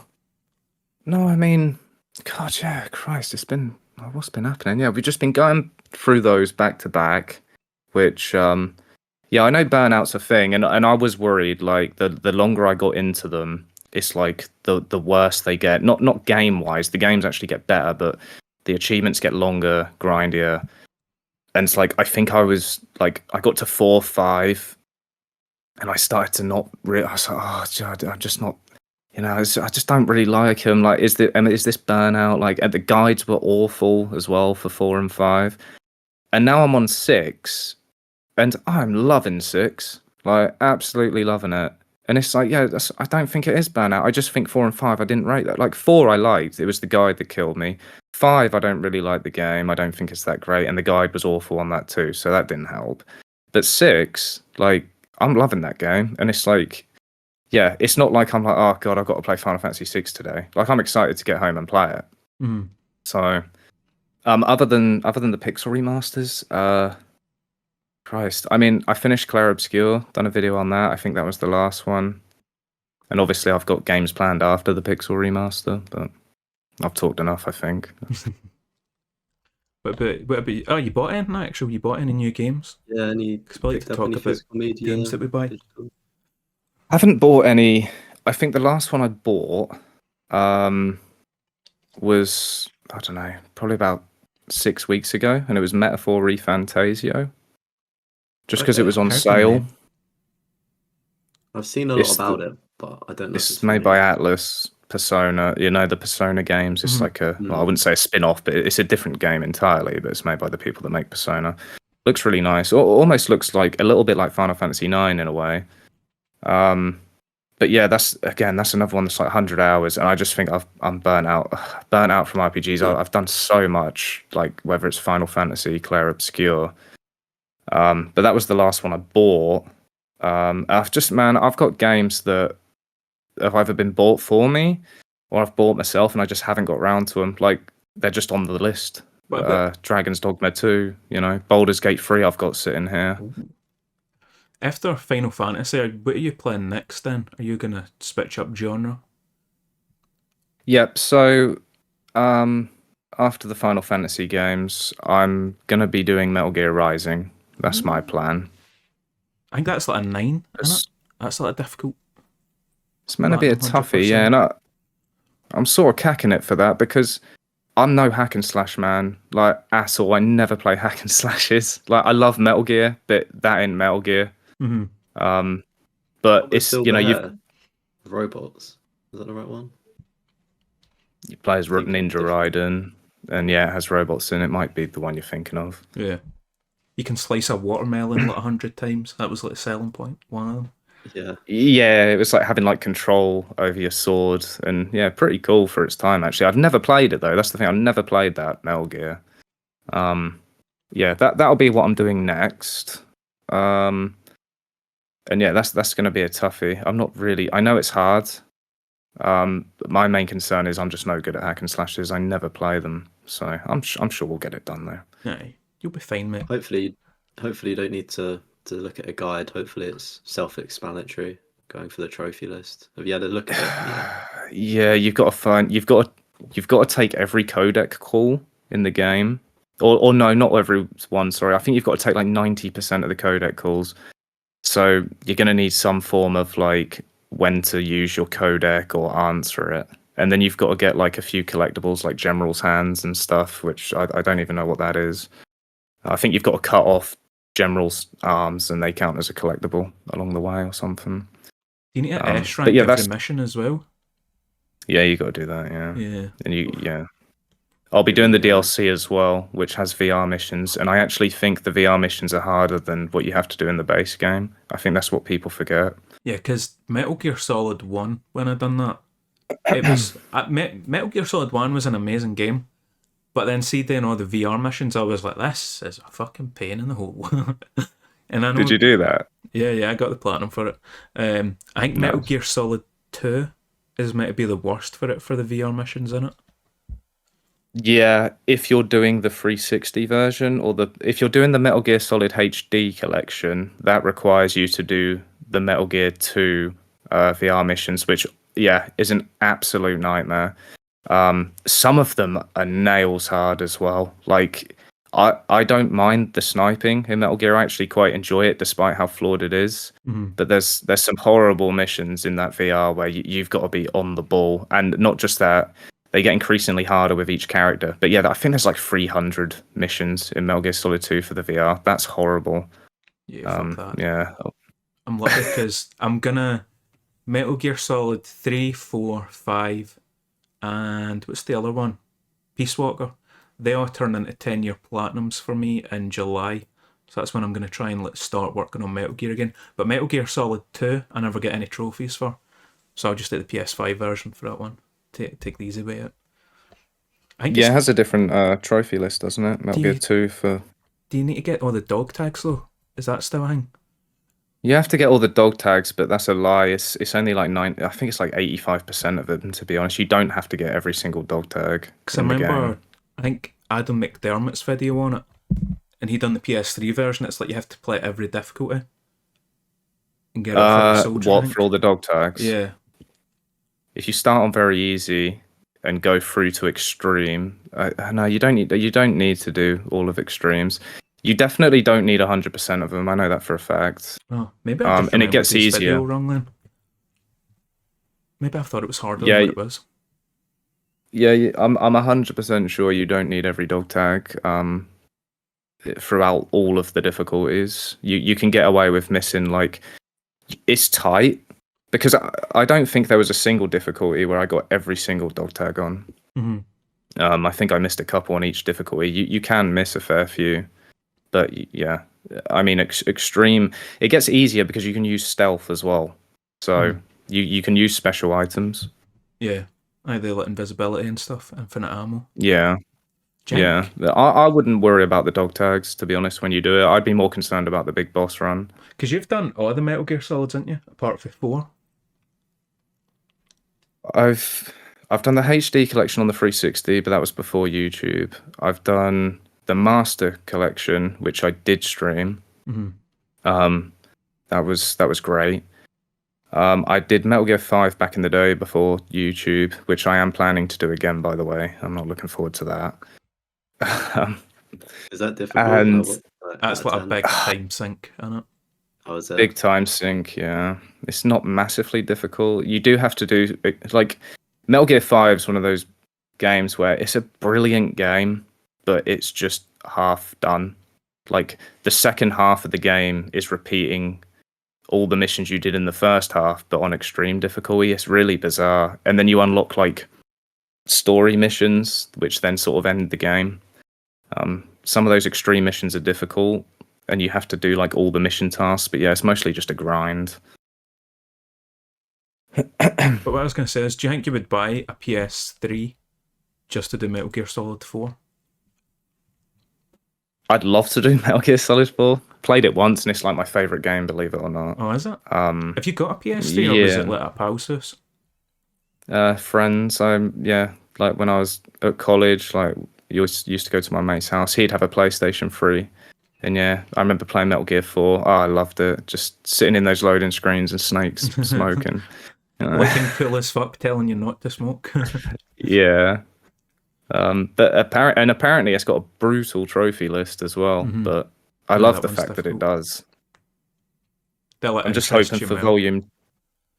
Yeah. I'm just hoping for Volume 2 of the Master Collection, to be honest, to have 4 in it. Mm-hmm. If that ever happens. I'm trying to think what else would be in it. 4, Peace Walker, maybe one of the Acid, maybe, or Portable Ops, the PSP games. Yeah, it's a hard one, really, isn't it? Like, I don't really know. I feel like you've got to put 4 in it. If you don't, like, what are you doing? Like, it has to have 4. Otherwise, people are just gonna like, yeah. It needs to come to like. I know it's bizarre because it's all integrated to like PlayStation 3, like something to do with the console itself. Yeah. Peace Walker, yeah. I feel like they'll throw 5 into it, even though they don't need to. Because it just seems weird to throw in Acid or something. Like, you know, because you've got Acid 2 as well. Like, it doesn't make sense. Mm-hmm. I don't even know the story for the PSP games. I've never played them. I just know that they exist, kind of thing. I own one of them, Yeah. but I don't know what one. I don't One think of they them's could like be too major, could they, if they're on a PSP? No, well, Peace Walker's quite major, and I think that originally came out on a PSP, but Peace Walker is, I think, after 5. Or it could be before 5, I can't remember. I was going to say it might be before 5, because I think the lassie that gets blown up in Ground Zeroes is in it. Kaz, or whatever her name is. It's not Kaz. Yeah. Is it Kaz? I'm not the biggest Metal Gear. Or Paz. Paz, aye, whatever it is. I'm pretty sure she's in it. Yeah, you're right. I think it is before 5. But that's all you've been playing then, is just Final Fantasy. Yeah, just Final Fantasy, and then like, yeah, I need a change of pace, so onto Metal Gear Rising, and that'll be Delta as well, because yeah, hopefully that should fall near Delta's release, and I'm excited for that. You're gonna play that when it comes out? Me. Yeah, that's one that I'm gonna be having that day of release. I think I've booked a week off work, believe it or not. So just for Delta. Yeah.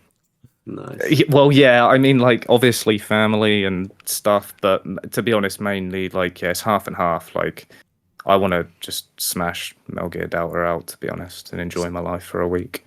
See, I don't know, I'm just like, I'll play the PS5 version of 3. Like, I don't know what Delta's then different that makes that I should buy it, you know what I mean? Yeah, it depends how much of a Metal Gear fan you are. I mean, like, I know the camera angle it's a changes, remake, so it's like third person, but you can also change it and get like the OG kind of top version as well. Yeah, that's pretty cool. But outside of the camera change, I'm not really sure what they've changed. Obviously, it looks I haven't nicer. looked at too much.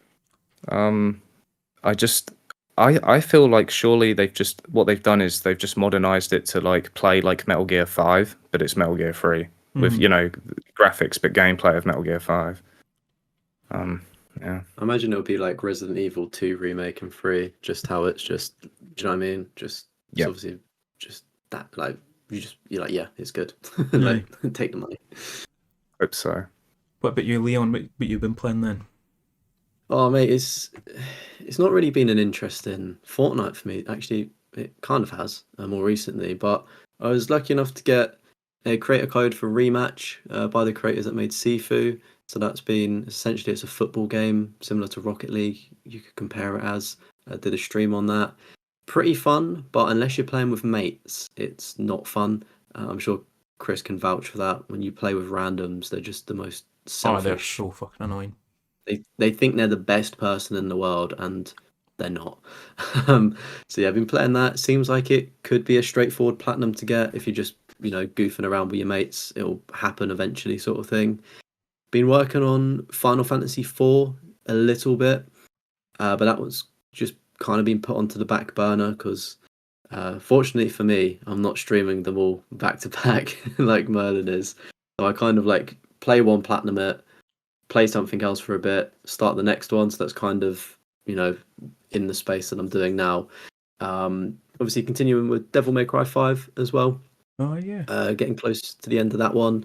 It's good. It's probably the best one from like 1 to 5. I still think I've got my heart set on the reboot though, in all honesty and complete bias. But how do you like V? I think V is a very interesting character, but I don't like the lack of control that you have with him. Very boring. Maybe I'm a bit of a bit of a control freak, but it's like I don't. It's like I'd like to control my what are they like the summons. I'd like to control them a bit more with what they're doing. But I think he's an interesting character.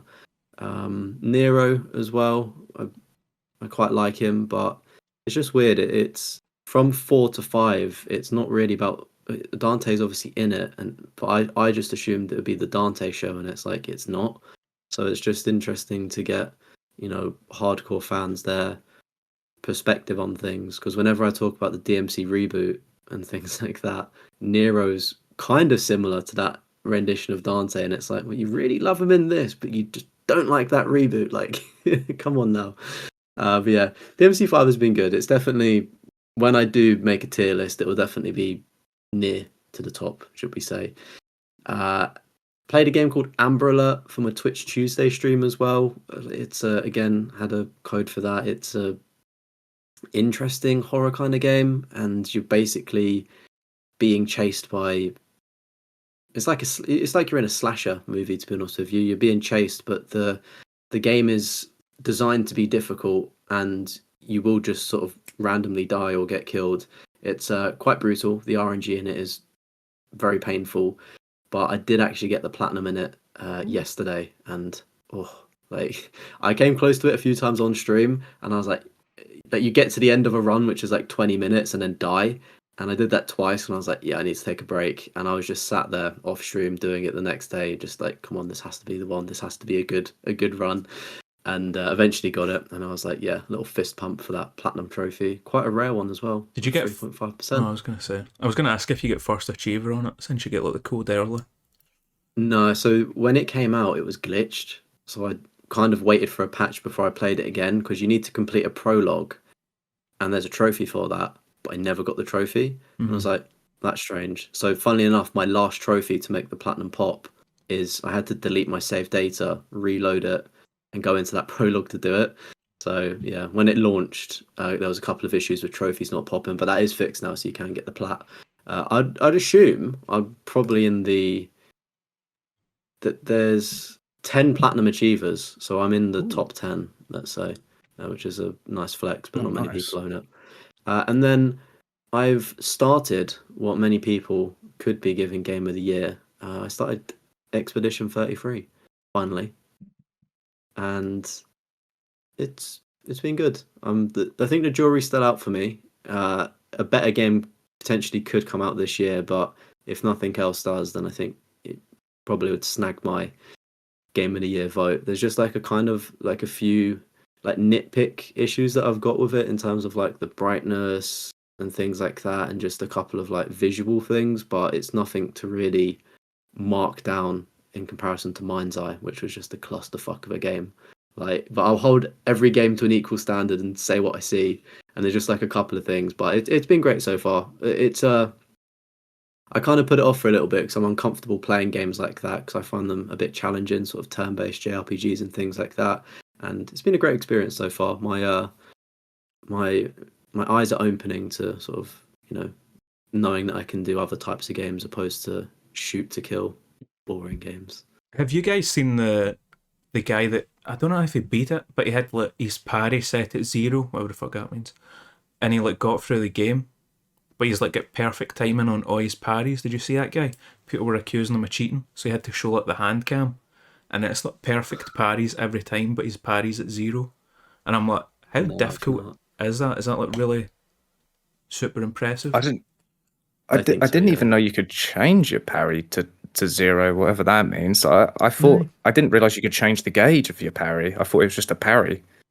I assumed it was like a level up kind of thing, right? Like a skill tree, and it's like you get the attributes or something. I'll hold my hands up. I started it on normal difficulty, and I couldn't land a parry, so I put it down to Expedition. Dodging is easier, I believe. Dodging has a better window. Yeah, it does. But like I was even my dodging was easier. I was getting to do it, but like even when I was getting hit, I was like literally dying it like within 2 to 3 hits because I was that bad. I was like, I'm just gonna lower it down a bit so I just enjoy the game, sort of thing, and get used to the Yeah. mechanics. And then if I want to up it, I can do. But yeah, I know it's in my Yeah, there in my shouldn't be. older age. I've just thought, fuck it, why suffer if you don't have to? You got to enjoy yourself. Like I'm not Exactly. down with that gatekeeping, easy difficulty. Like just enjoy the game. You wanna, however you want to enjoy it. Chris, have you also sorry, no physical media or digital pickups for me No this bought anything? episode. I don't think so. I mean, I've redeemed codes that have been given to me, Amber Alert and Rematch, but Oh. they don't. I guess they count, but Well, you're nice enough to give me a code for rematch, which thank you, mate, because I've been playing a bunch of it. It crashed and I actually soft locked the console, which was a scary moment because I was like, oh, what's going on here? I was like, I'll get a few minutes, I'll take the dugger walk and come back. Nope, still console just soft locked, so I had to pull the power cable at the back. And then you're getting the message like, don't do that, you fucked up the hard drive, da da da da. I was like, oh man. But mate, there's 3 or 4 like glitch trophies in it. Like you kind of get the platinum. Level 10, assist with a goalkeeper, because I've done that like 5-6 times. I've got yeah, 2 same. trophies, like 30 assists and assist off a wall. But I kind of get assist with a goalkeeper. And there was something else that was glitched. 3 wins in a row. Oh, and win a ranked match. My first ranked match I won, and I've still not got the trophy. So there is a bunch. And mate, people have found the exploits now. So it's like you can see, instead of sprinting, you like jump. You just keep jumping, and it uses less stamina and it's faster. So everybody's doing that in games now. There's a new one that I only found out the day, and it's like, you know how you rainbow flick? Yeah. So if I jump, I'll stop your rainbow flick. So now what people are doing is it's as if they're doing like a cross, but then shooting straight away. So it's like they cross up to themselves and then shoot, and like you can't stop it at all. So they need to get some updates out.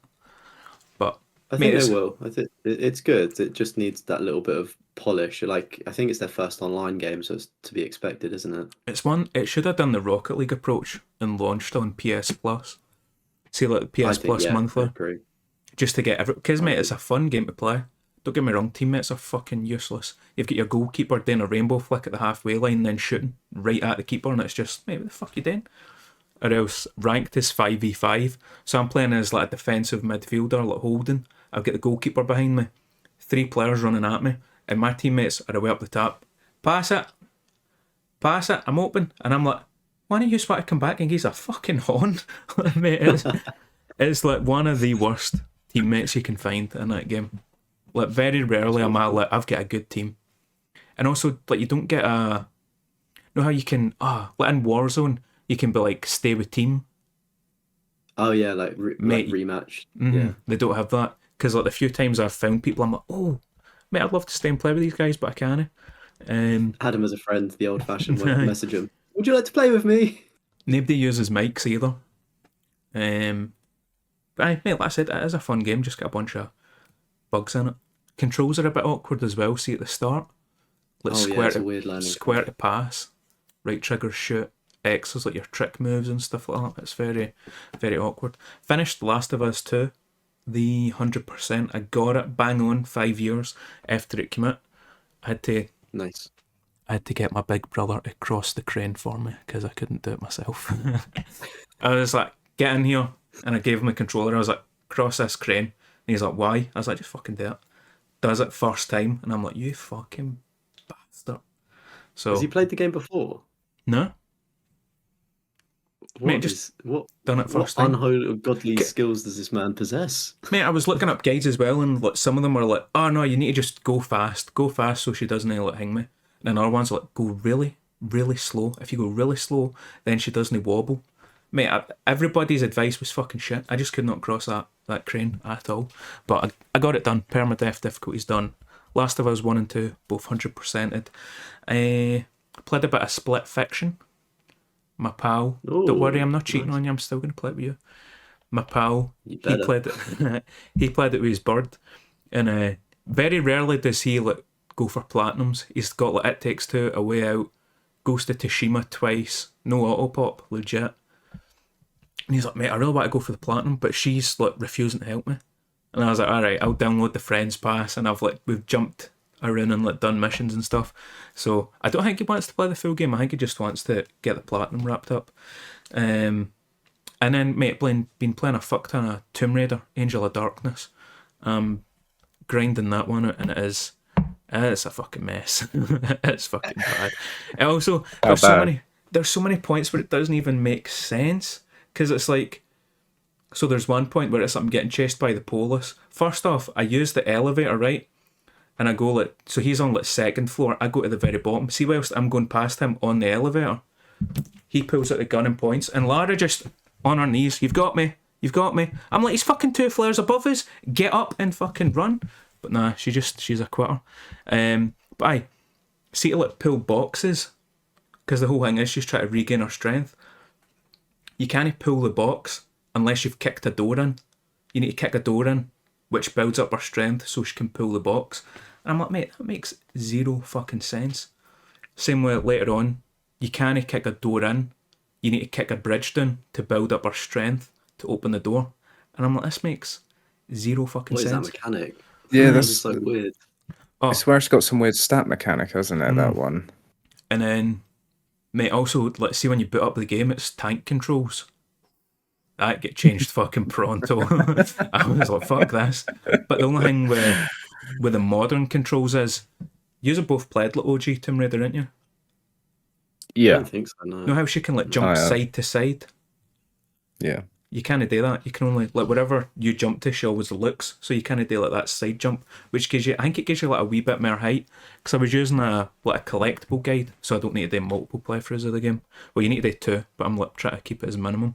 There's one where you need to do a side jump to get over a wall, but you can't do it on modern controls, so I had to change it to tank. And mate, fuck knows how people played it back in the day with them controls, because it is brutal. Great difficulty. But CHR Superstar, his guides have got me through it, so shout out to him. I think he's got like 800 subs. Mate, I wouldn't be able to do it with him, so big ups him. But the whole reason I'm doing it is just to get to Prague, which I'd done yesterday. So the final third of the game is set in Prague, and that's where the next video that I'm going to be recording is. We'll reveal the behind the scenes stuff. I think that's what the pod's for. We're going to Prague on Sunday. Going to Prague for 3-4 days, I think. For a few days, and then Sunday to Wednesday. Yeah, and then Berlin. So going to try and record some videos whilst we're out there. We'll also do like a special podcast episode IRL, which I think would be pretty cool. That'd be cool. Yeah. Trophy hoarders going European, Yeah. not international. On yet. tour. On tour. Drinking German beer. Oh, That's the plan. have I told you? I'm allergic to beer, by the way. Oh, Huh? what? Mate, Oh. I've well, only ever tried... Spirits is. Mate, I'm going to try like Czech beer, like Prague, because I don't know if it's different, but Budweiser and Bud Light, I've tried it like 5-6 times, and it'll close my throat up. So, mate, genuinely... Mate, can you my not throat do just that fucking- when we're in a foreign country, please? Mate, I've got travel insurance for okay. Mate, What do you mean it closes your throat? mate, like your throat just like tightens up. Let's see that inside now. Well, you like still me. breathe? Aye, but mate, it's fucking like one of the Have you times got an when Oh, EpiPen Jesus. or something? No. Does it just go naturally? aye, like it after a day or so, it'll be gone. But no, mate, my throat fully just fucking will close up. So I'll try a wee been bit of scary. Czech beer and see if it's a Budweiser thing. Have you tried other beers in your life? Has it only been Bud? No, that's what I'm saying. It's only been Budweiser and Bud Light, Oh, so it might be a Budweiser thing. Or it could maybe. be a beer I was going to thing. say because beer is just what is it? Barley and water and probably whatever weird Hops, isn't it? chemicals. Wheat, maybe. I Oh, don't yeah. know. Eh? Yeah. Well, I'm.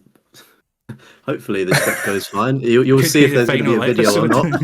not next week. Good job you told him now. Yeah. Christ, that could have been a Oh. disaster. Mate, oh, yeah. I think there's will be fun fact. But like I said, Yeah, hopefully well, it's just a Budweiser thing. We'll find out. Hopefully. I was going to Got to say, stick to Iron Brew, mate. Hey. So any physical that's- pickups? Oh, Anything like that? Apparently, yes, because I got an email the day about it. I didn't even remember it. The Thing Deluxe Edition. I get an email the day. They were like, "That's been dispatched. It'll be with you tomorrow." I was like, "I didn't even fucking know that." But there you go. There's like £45 at the old bank account, just ripped. And then obviously I had to buy the Tomb Raider trilogy for the Angel of Darkness. That was like £25. But nah, that's it for purchases. Is that from Limited Run Games? Amazon. Oh, right, okay. Aye, Amazon. I think to be honest, Xbox get nothing when it comes to physical, so I didn't even know like they had physical releases. But I know Limited Run Games do like weird games, don't they? I feel like they might go on to Amazon. I don't know, because isn't Limited Run Games an American company? Am I right? I think so. That? Yeah. Yeah. Maybe they're they for America. distribute through Amazon potentially. Oh no, it doesn't look like there's a physical version for Xbox. Yeah, it doesn't surprise me. I was going to say Xbox are just cloud gaming, aren't they? In Game Pass now, they've got their foot fully stomped into that. I'm sure we'll talk about that in a little bit. In terms of them like physical media and stuff, I know you've just said that Xbox don't really have many physicals, but what's your collection like, Merlin? Is it quite a big one, or is it mainly digital? You've got stuff, or is it split? I like to. Well, I'm a physical collector. Like, I'm not a hoarder, but I personally like growing up. Like, every time I bought a game, like the trip on the bus, reading the manual, especially the old Final Fantasies, because it'd have like character bios. Just read through. Like, every game had a manual, didn't it? And you'd read all the stories and even the controls. I love all that. Obviously, you don't get that today. You just get the case with a disc in and like some shitty code. Maybe sometimes in a leaflet. Yeah. They'll print the warnings, like the manual warnings, on the inside of the cover. Don't try and eat the disc. Yeah, they do actually. Like yeah. But yeah, no, I collect physical. Which it's a dying breed, really, and I know a lot of places like the push for digital's pretty massive and definitely prevalent now. But yeah, I like to collect physical games, just because you've got something. And more to the point, if you do want to sell it, like, there's value in it. I mean, there's not much value in games anyway, to be honest, unless you've got a rare one. But like, say you buy, I don't know, Assassin's Creed Shadows, and then want to sell it a week later, you're gonna get your money back. So whereas digital, I mean, yeah, I just don't like you're giving. The consumer has no power with digital. You're just at the mercy of, like, I know PlayStation is like, they hate to give refunds, don't they? Unless the game's broken. Like, apps. Yeah. I think Cyberpunk's like the only game I've heard of where they refunded you for it, unless you file a court case. Only 2 games, I think. Yeah. Right. They did do Mind's Eye, did they? Yeah, they've been given refunds on it. Right. I mean, it was advertised as something, and it just didn't look like it. So I think it's fair grounds for a refund, which is surprising, to be fair, because Sony are very, very firm. But nice to see. What's Xbox like? What refund policy? Yeah. I think if you've played it for under 2 hours, they'll refund you. Oh, that's good. That's the same as Steam, man. Yeah, I believe it's under 2 hours. But even then, I've heard of people like play it for an hour and 50 and then they've rejected it. You have to put in like a refund claim, and that they will either reject it or accept it. And people have had it rejected even if it's under 2 hours. I've never bought anything digitally to have it refunded. So I've never had experience in that. That's just stuff I've read online and stuff. But yeah, generally speaking, I think their policy is like, as long as you've played it under 2 hours, they'll refund you. Because Steam's the best. You guys ever seen? I don't know how you pronounce his name, but Trans. It's like Trans. He's a guy. He's great. He'll like speed runs on Resident Evil and stuff. So Leon, have you heard of him? Is it? I don't know if it's him, but I'll say the video. Is it like, can I complete X game under 2 hours, like before? So it's like 100% it, get all the achievements and still get the refund. Yeah. I didn't know that was great idea. That. Yeah. I mean, his videos are great. Yeah. Yeah, I've been watching him for ages when he was doing like Resident Evil 2 speed runs. I think I found him on one of the Resident Evil games. I don't know what one it would have been though.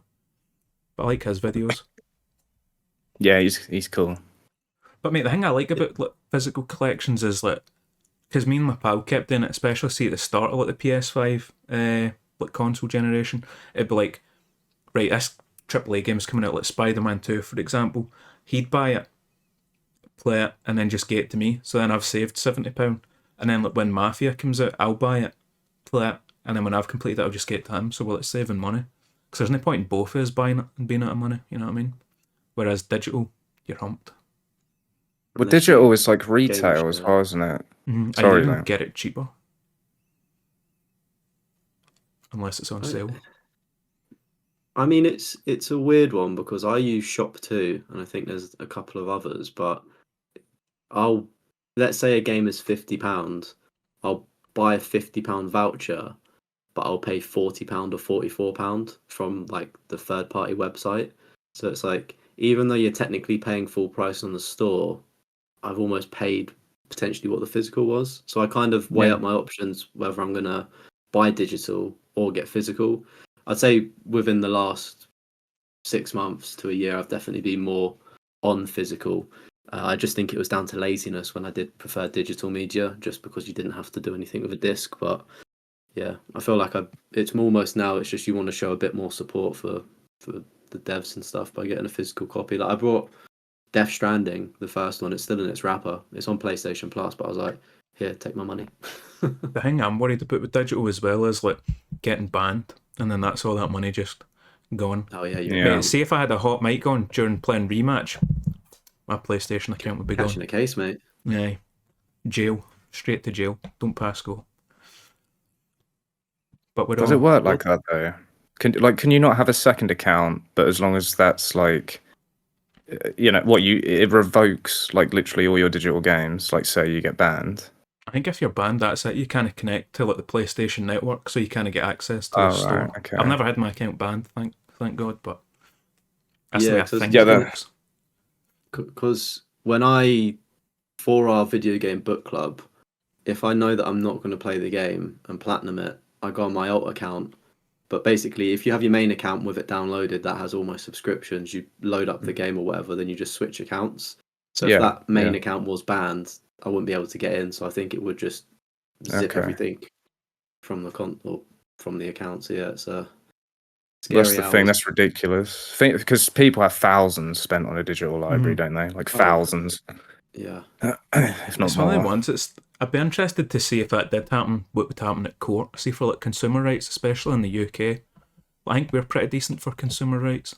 How that would Mhm. go. Quite hot. Yeah.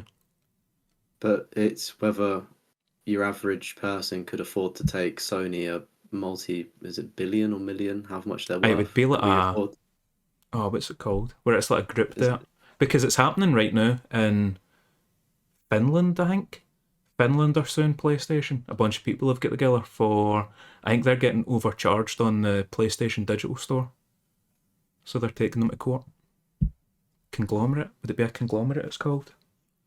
I don't That think is so. a I think brand new word. Have you just Conglomerate. made that up? No, conglomerate I think is when people group together to buy something, like buy a company. I think that's a conglomerate. That's up Wallace and Gromit, mate.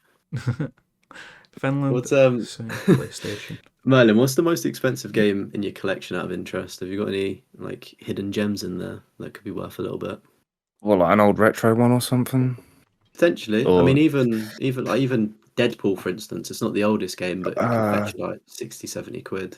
yeah, it's an expensive one. Annoyingly, I had Deadpool on the Xbox One actually. Like when it came out, when it was remastered, I bought it for like 30 quid, like pretty much a week after release.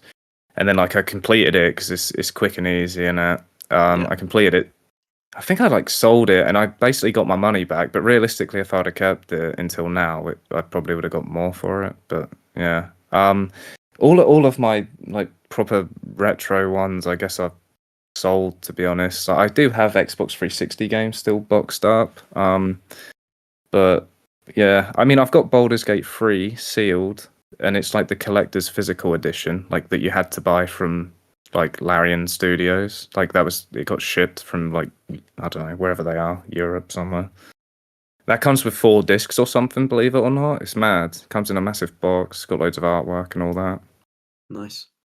I think that's worth like I don't know. I think that's like CEX sell that for like 90 quid or something. Pretty penny. But yeah, not really any retro or anything like that anymore. To be honest, like just generic games. Yeah, I don't have any ones that have spiked in value. Yeah, Like you Rule of find a lot- Rose or something like that.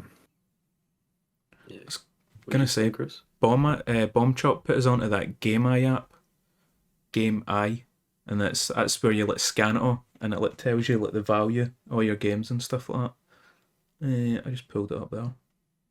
Did you So find out about the Wallace and Gromit thing, by the way? Whatever that court It's case Dutch. The Oh, Dutch Dutch. are suing them for Sony faces class action lawsuit. That's what I was looking for. In the Netherlands over alleged inflation of PlayStation digital prices. That's what it is. But see this Game Eye app, you put in all the games, you like just scan the barcode. And I've got 630 games worth £5,660.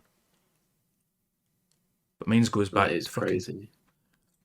PS4, I've got a fuck ton, PS2, Xbox 360, and then like a handful of PS1 and stuff like that. I'm trying to figure out how I sort it by price. Is this your collection? Aye. What, physical? Yep. Oh mate, the Oh, not loft bad. is full of Yeah, that's a house deposit. Well, not anymore, it ain't. it. But... Not anymore. I was thinking about it. I was like, oh, maybe a car. Fallout Yeah, 4 maybe. Pit-Boy edition is the most expensive one I've got. That's like £103. Fucking hated that game. You a Fallout fan? I know you're into RPGs. Merlin. Yeah, people probably hate me for this, but yeah, I'm not into Fallout, I'll be honest, but I haven't given them a good enough chance. I have done Fallout 4 and I've done all its DLC, That's the and that's my worst. favorite Fallout I've played. That's the worst. 3 in Yeah, New but- Vegas, especially on Xbox, because you've got the backwards compatibility. Mate, either one of them two. Probably New Vegas. It's on that's the what list. people like the most. It is on the list, believe it or not. I do want to give them a chance. They're channel rewards for people on Twitch to redeem as well. So How much maybe one day. channel points do I need to make you play it? God, Because I mate, think your Fallout New Vegas. your most expensive one was Final Fantasy something 14, 15? 14, yeah. Yeah. Yeah, it's $1 billion. You do know that somebody eventually will get that, and you are You going to have to reckon? sit through 1,000 hours of Final Fantasy 14. Probably longer than that, mate. I may or may not be Yeah, I'm one of not the sure. person hoarding points. I don't know. Is $1 billion possible? Unless you're willing to, like, I think you can sort of buy channel points. I wouldn't encourage that. Gamble. But yeah, you get channel points for, like, you know, subs and stuff like that. And I don't know, $1 billion, that's an ask. I mean, it could probably be done in 20 years. But yeah, I mean, if I'm streaming in 20 years, I'm not sure if I'll make it that long at this rate, to be honest. Well, I hope Christ. so. I hope you'll be streaming in 20 years. Not hoping you That'd be cool. won't be here. But yeah. Could you imagine? Like, that's what I think. Like could you imagine like being 60, getting achievements? Like, there's nobody on YouTube that does that, is there? No, No. I There was that I think granny this- that played Skyrim. Yeah, I've Oh, heard about that yeah. one. Yeah. She's got yeah. to be I do. close to kicking that bucket. She might have already But done I- it. I think she might be dead. I've seen something Yeah, about no, her I think Really? she recently. was, because I saw something. I think she may have passed away. Yeah, but she started the it's blood. interesting. It's interesting to see this kind of like YouTube has obviously just emerged much more than what like the last 10 years or so with it like becoming careers. Like a kid in school could say, "I want to be a YouTuber now," and like you're not going to be laughed at because it's generally it's taken seriously. So yeah, and it's going to be interesting. I think I probably will still be trophy hunting in whatever form that is. It may be all VR and stuff, but you know, where there's a will, there's a way. So I don't plan on giving up. Have you tried any VR, Merlin? Because I don't think Xbox got VR. We had the Connect, but we don't talk about that. Yeah, there was a Connect on that was back in the Xbox One days where they wanted you console to be a TV and Yep. whatnot. And do you know what? It was a nice little concept, but it's just flawed. And they had the Kinect on the 360. I never played you had to buy the Kinect on the 360, and I never bought it. Mhm. Xbox One, it was forced on you, and even then, I don't think they really integrated Kinect games. I'm The only trying thing to I think. remember was you're playing FIFA on career mode, and you go, "You fucking cunt," and then it's like when you finish the game, it comes up, touchline ban, 2 games for swearing, and it was like FIFA had Really? it, NBA had it, so you'd get like banned and you'll be career mode for like a game or two for swearing, and I'm like, That's pretty cool. who thought this was a great idea? You know what I mean, Alien I think that's great. Isolation is got it Oh as yeah, well. that's it. Yeah, you're right. They had a really good integration actually. Like it could hear you breathing Mhm. and like your head movement and stuff. It was weird. It was clever. I Have think you you done could Alien use that to Isolation, peak. Merlin? Sorry. Have you done Alien Isolation? I have, yeah. Yeah, Okay. great game. Amazing game. Personally, my opinion anyway. Would you ever go for 100% that required you to use a Kinect as a redeem, for instance, or challenge? See if like Twitch noises came through as well. Especially of Alien. Yeah, that's a good idea. I would, but I'd have to buy a Kinect. And I'm not even sure if you can use a Kinect with a Series X. You probably can. I don't know. I don't know how it works anymore. Like, they've tried to just forget about the Kinect and bury it. Pretend Right. it never happened. Yeah.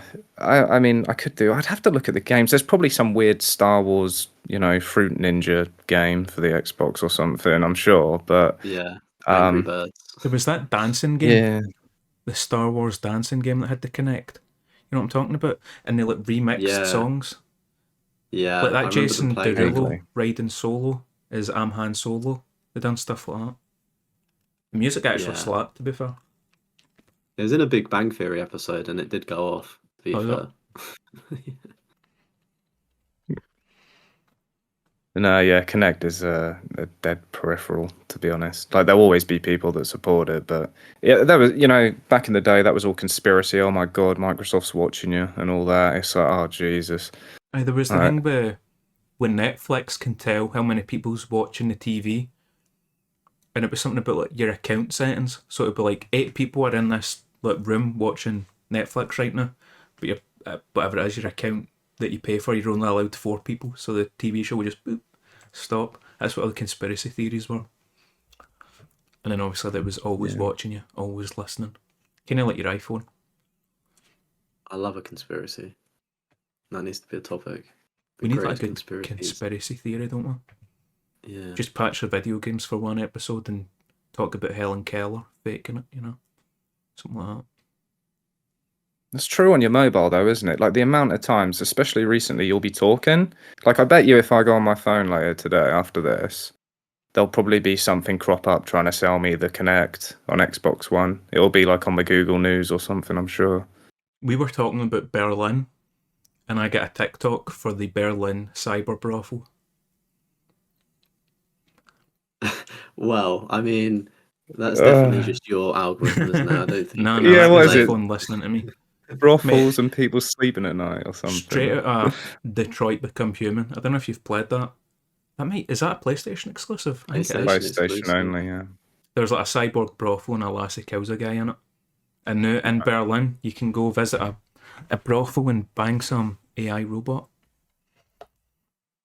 So that's on Lovely. the to-do list. Sounds like Total See- Recall, doesn't it? Bit of team bonding. First robot guest. the Hopter podcast. But my algorithm, somebody in my live chat, I think. Oh, Merlin, I think they're in your community as well. Is it GX? Somebody that plays guitar, or is it Lightwolf? Maybe somebody. They're all good people, very good people. But I think it's Catloaf. He plays Catloaf. guitar. Apologies. So I was talking about. I think it was them. I was talking about like they were talking about guitar, and I was like, oh, I was funny enough like thinking, oh, I'd want to pick up a cheap one for like maybe 20 quid just to see if I could do it, and obviously don't invest too much. And then it may have been them, but somebody put into the live chat like a website. I must have said it out loud once. It was like, I don't know, like it had the number 4 in it. That's how it broke it up. 4 And it was Gear? like 4 Gear, Gear 4U, something like that, and it's obviously like a bunch of used instruments that is good in the UK or something. And I got an advert the other day for it, and I was like, what? I was like, I've not even Googled. Like, I forgot about it. I didn't even Google it, and it just popped up. I was like, oh, okay. It's weird, isn't it? Like it is a thing. Like surely, Yeah. like your phone just knows. Like they definitely take data, and yeah, I don't know. I wonder what kind of data they've got on us as trophy hunters in terms of like PlayStation and Xbox directly. I wonder what the behind the scenes stats are saying. Spend Yeah, I way don't too know. much time on it. Boring. How much time? I mean, speaking of too much time, what do we think the dark side of platinum hunting or 100% in games is? Because it's a great euphoric feeling getting that 100%, but sometimes the journey can be quite a bad one. So what's our thoughts on it? Is it happy go lucky, or is there a bit of a deeper experience to it? Do you want me to go? Yeah, anyone feel free to jump in. Open forum. Yeah. I mean, there's definitely a dark side to it, but it depends what you do. I think Leon, you have a really healthy way of looking at it. To be honest, like I know you'll go for platinums and you love getting them, but you will very much opt out for something you don't want to do. Yeah. And I think that's the best way to be. Like you're very much in control of what you want. If you're not enjoying something, you won't do it, and I think that's great. But the dark side is like, I don't really want to make it about me, but like I go for 100% in everything, and there's some stuff like I question my life choices on some of the stuff I've done. I really do. Like it's drained my soul. Any particular ones that come to mind? Yeah, there's a lot. Like you know, like you work and then you come home and it's like, great, now I've got to hate my life some more by doing something I do not want to do. And I'm Sometimes it forcing feels myself. like work as well when you're like forcing Well, yourself that's through it. exactly it. Yeah, like you've got negative. You know, some people don't, but like generally speaking, if you're doing your 9 till 5 or whatever, it's not the happiest time of your life, is it? Like the time you have spare, you want to enjoy. Mhm. So when you come home to then grind again on something that you don't even want to play, and you know you've got stuff you do want to play, just for a virtual achievement is, well, madness really when you think about it. Especially, see Yeah. for somebody like you that's got the 100% profile. Like, see if I start a game and I'm like, I'm not forcing myself through this, fuck it, I'll drop it. Whereas you're like, I've already got 2 achievements. I'm shit locked out. in. Like, you've got to do it. Yeah. Do Yeah. you think you'd ever break that? Or are you just this far locked in that you'll never wield? Like you'll never I will always do it. And unless until I'm finished, like to be honest, I've changed a bit now. Like I will very much play something I want to play. Whereas before, like, well, now as well, I guess, like with streaming and stuff, your community can decide for you, or there's incentives for them to Yeah. like with the channel points. But even then, I cater to that. Like, I may not like something, or like I have Fallout New Vegas on there, for instance, but I'm willing to give that a go, and I'm happy to because I just haven't played it. Like, I'm fine with that. But I don't know, like some of those grinds are awful. Like, yeah, if I start something, that is it. Like, but now I've just like I will not play Ubisoft games anymore. Like that. Like whereas before I'd play them. Now it's like very catered. I think like I've done some stuff that I've despised, and I'm a bit kinder to myself. But if I play something that I think I'm gonna like, and I don't like it, I'm in trouble. Like Nino Kuni was an example. We played Nino Kuni. I thought, this looks great, turn-based. Made by like it had Studio Ghibli art in. You know, if you've seen like those animes, Yeah. Spirited Away, stuff like I've that. seen them on Twitter. The AI. Looked great. Looked like a great game. Oh man, like that killed me. Like 40 hours of just like grinding and then RNG grinding. It was awful. The worst. Then you've got like Monster Hunter. Monster Hunter World was horrible. Gears of War 4, horrible. Like I couldn't put myself through that again. Is that got online trophies like PvP? What, Monster Hunter or Gears? Gears? Gears of War 4, probably the worst thing I've ever done in my life. It's the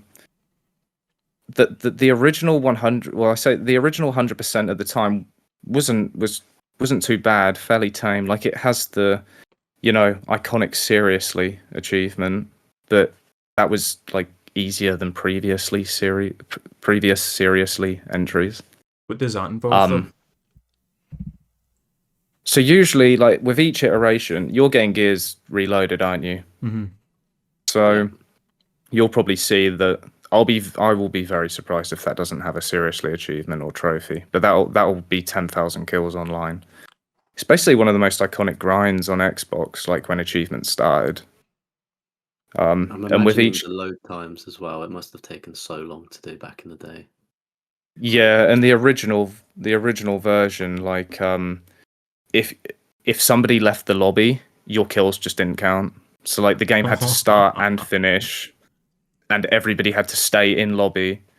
Otherwise, they wouldn't register to the leaderboard. So it was a nightmare on the 360 version to get that achievement, which is why it's so respected. And yeah, like you say, load times.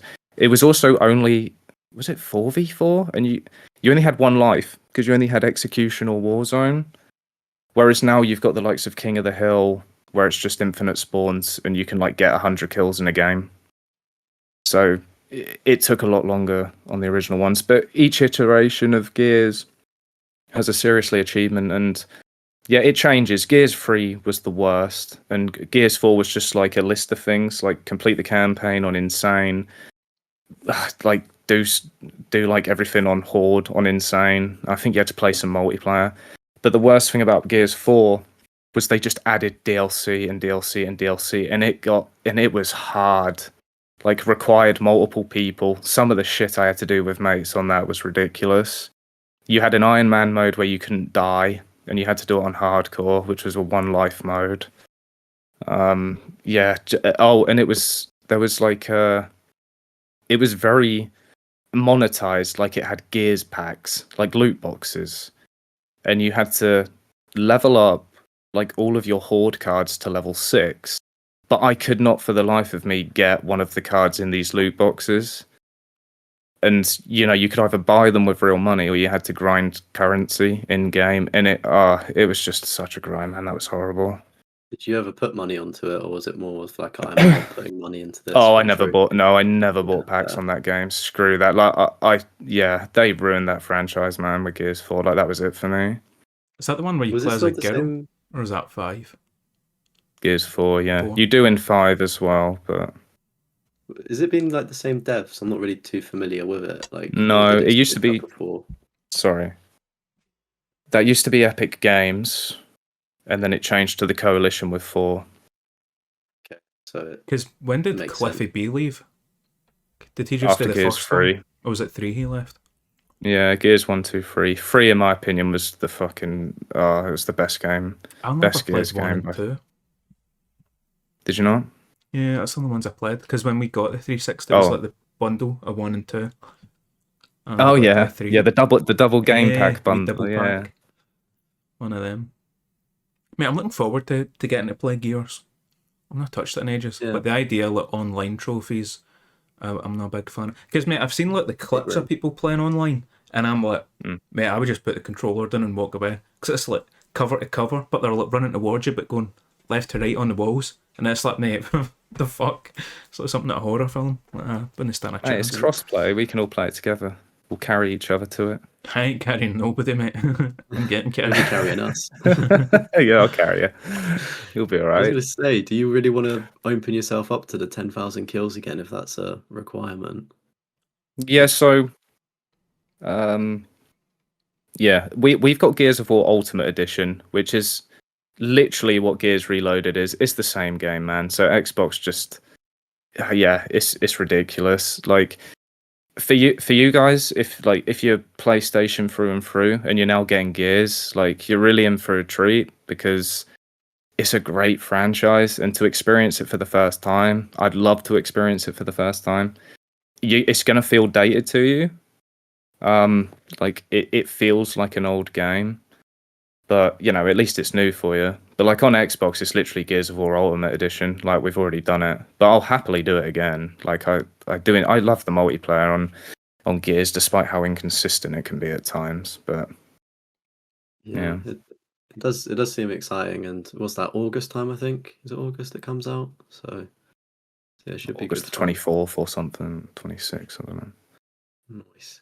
Yeah, I mean, I think as well, just going back to it, like with Xbox and the 100%ing, it just you, you're saying with Gears 4 there, they just kept adding DLCs. I'm sure it probably happens for a bunch of other games that you maybe weren't too keen on, and now you're just like not only do I have to do this, but I might actually also have to pay to play this if it's like paid Yeah, DLC. Like that yeah, doesn't sit right with me personally, and I'm glad on no, PlayStation we're done and dusted with the plat. nah, it's horrific. Like I do envy. Like obviously PlayStation has it right. Like, um, at least it separates the DLC. Like to be honest with you, on PlayStation, I'd still have that weird mentality where I'm like, well, I've still got to buy the DLC and do it. But at least it's separated. Xbox is you've got 100%. If a DLC comes out, it's like, oh, bang, 87%. Like, Yeah, we don't lose the so platinum. it's Because I think yeah, Sea of Thieves just constantly keeps adding achievements. yeah, And they've got, I think yeah. it's like well over 100, 120. Like it's something mad, the amount of achievements it's got. And it's There's also not. got. Sorry, Liam. I was gonna. So you go. My point separate. Um, it's also got unobtainable achievements on Xbox because they've got an arena mode on Sea of Thieves, which you don't have on PlayStation because they left that out. So yeah, it's crazy, isn't it? Like you can get the Yeah, plat and it's not stuff, good. but we can't on That Xbox. sucks. 292 achievements for Sea of Thieves. Is that on Yeah, and that's a Xbox long or grind. PlayStation? Xbox. Because I was gonna say I think PlayStation has a cap. Is it 200 and I don't maybe 11 or something? I feel like Vampire Survivor is one of the few games that's maxed the amount of trophies a game can have. I know Could be wrong. Hitman's got a fuck ton because it's like there's almost as if it's like 2 pages. Now you can click on Hitman and then it'll pull up all the trophies. I think there's two, so it's like Hitman and then Hitman additional expansions. You can click on either of them. I think Minecraft's the same as well. Actually, I think Minecraft's got a load to where it's like two Yeah, it pages instead of does. one. It's quite a lot. With Xbox, there's no cap on the amount of trophies that integrated to a list, is there? Like you can just keep adding that for fun until it explodes, right? Well, yeah, there's all these rumors. Like, I think on the 360 there was a cap. I think what it is, if it's Microsoft exclusive, like first party, there's no cap. But I think they do have limitations for other developers. But I'm sure like that's bollocks because like there's some games out there that are just like, what would you call them? Like spam X plats or whatever they're called.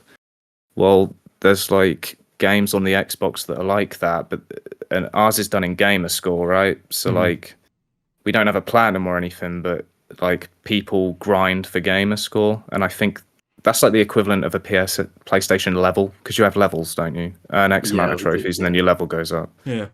Well, ours is like each achievement comes with a score, and then you have a total gamer score, and like the more achievements you get, obviously the higher that number goes. Well, you What you is your get like score? Is it mine. high? Yeah, yeah. Uh, It's got to be high, surely. it's like 360,000, which is That's the thing with respectable. Xbox. Like you don't know how many that Is is that though. How good? many 100%? Like Well, the that the is thing good, is, right? mate, it's respectable, but it depends what way you look at it because it's inflated. It's so inflated. Like if that was on the 360 back in the 360 days, that'd be like, holy shit, that's loads. But like nowadays, you're looking at people. I think people on the top leaderboards are on 4 mil, which is ridiculous. But we're talking; these are Shovelware. the people. Yeah, yeah. It's just like, and I'm very much quality over quantity. Like, don't get me wrong. I've got a few games on there that are like taking me 2 hours, but it's very limited. Most of my games they're very much games. They're not. Yeah. So it's like you can farm gamer score, and essentially you're just wasting your money. Can you hide Still think that. achievements on Xbox? Sorry. Can you hide achievements on Xbox? So let's see if I've got some platinums that were like shovelware, is what we call them. that are Yeah. shovelware, so I just like hid them from my account so they don't show up. Can you Can do you that do on that? Xbox? Really? Yeah, you can do that on PlayStation. No, you really. So you can literally hide some of your list on PlayStation. So see if you look at my That's mad. PSNP, which everybody uses, I think it says I've got 152 platinums, but in reality I've got 173, I think it is. So can you not just have like a 100% completion and just hide all the games that you haven't got 100% in? Yeah, you can't hide PS3 games, I don't think, but 4 You and can. onwards you can hide. Oh, can you hide 3? Yeah, so with PlayStation 3 games, you have to actually go on to your PlayStation 3, load up your trophy list, press triangle, go into like the back end, like the information screen, and there's like a little toggle that says hide trophy information. Oh, So, I because didn't even yeah, know That's that. that's pretty cool, to be fair. yeah, But it'll but show that up. was That's PS3. cool. Yeah, it'll show up on your PSNP account like a wee H, and then you hover over it, and it'll be like hidden trophies 400.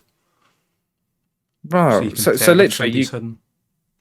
yeah. So what you could have like, say, I don't know, 80% completion, but then you're like, oh, do you know what? I want to get rid of all the games I haven't finished, and then what? Your PSN would go up to 100% completion. Yeah.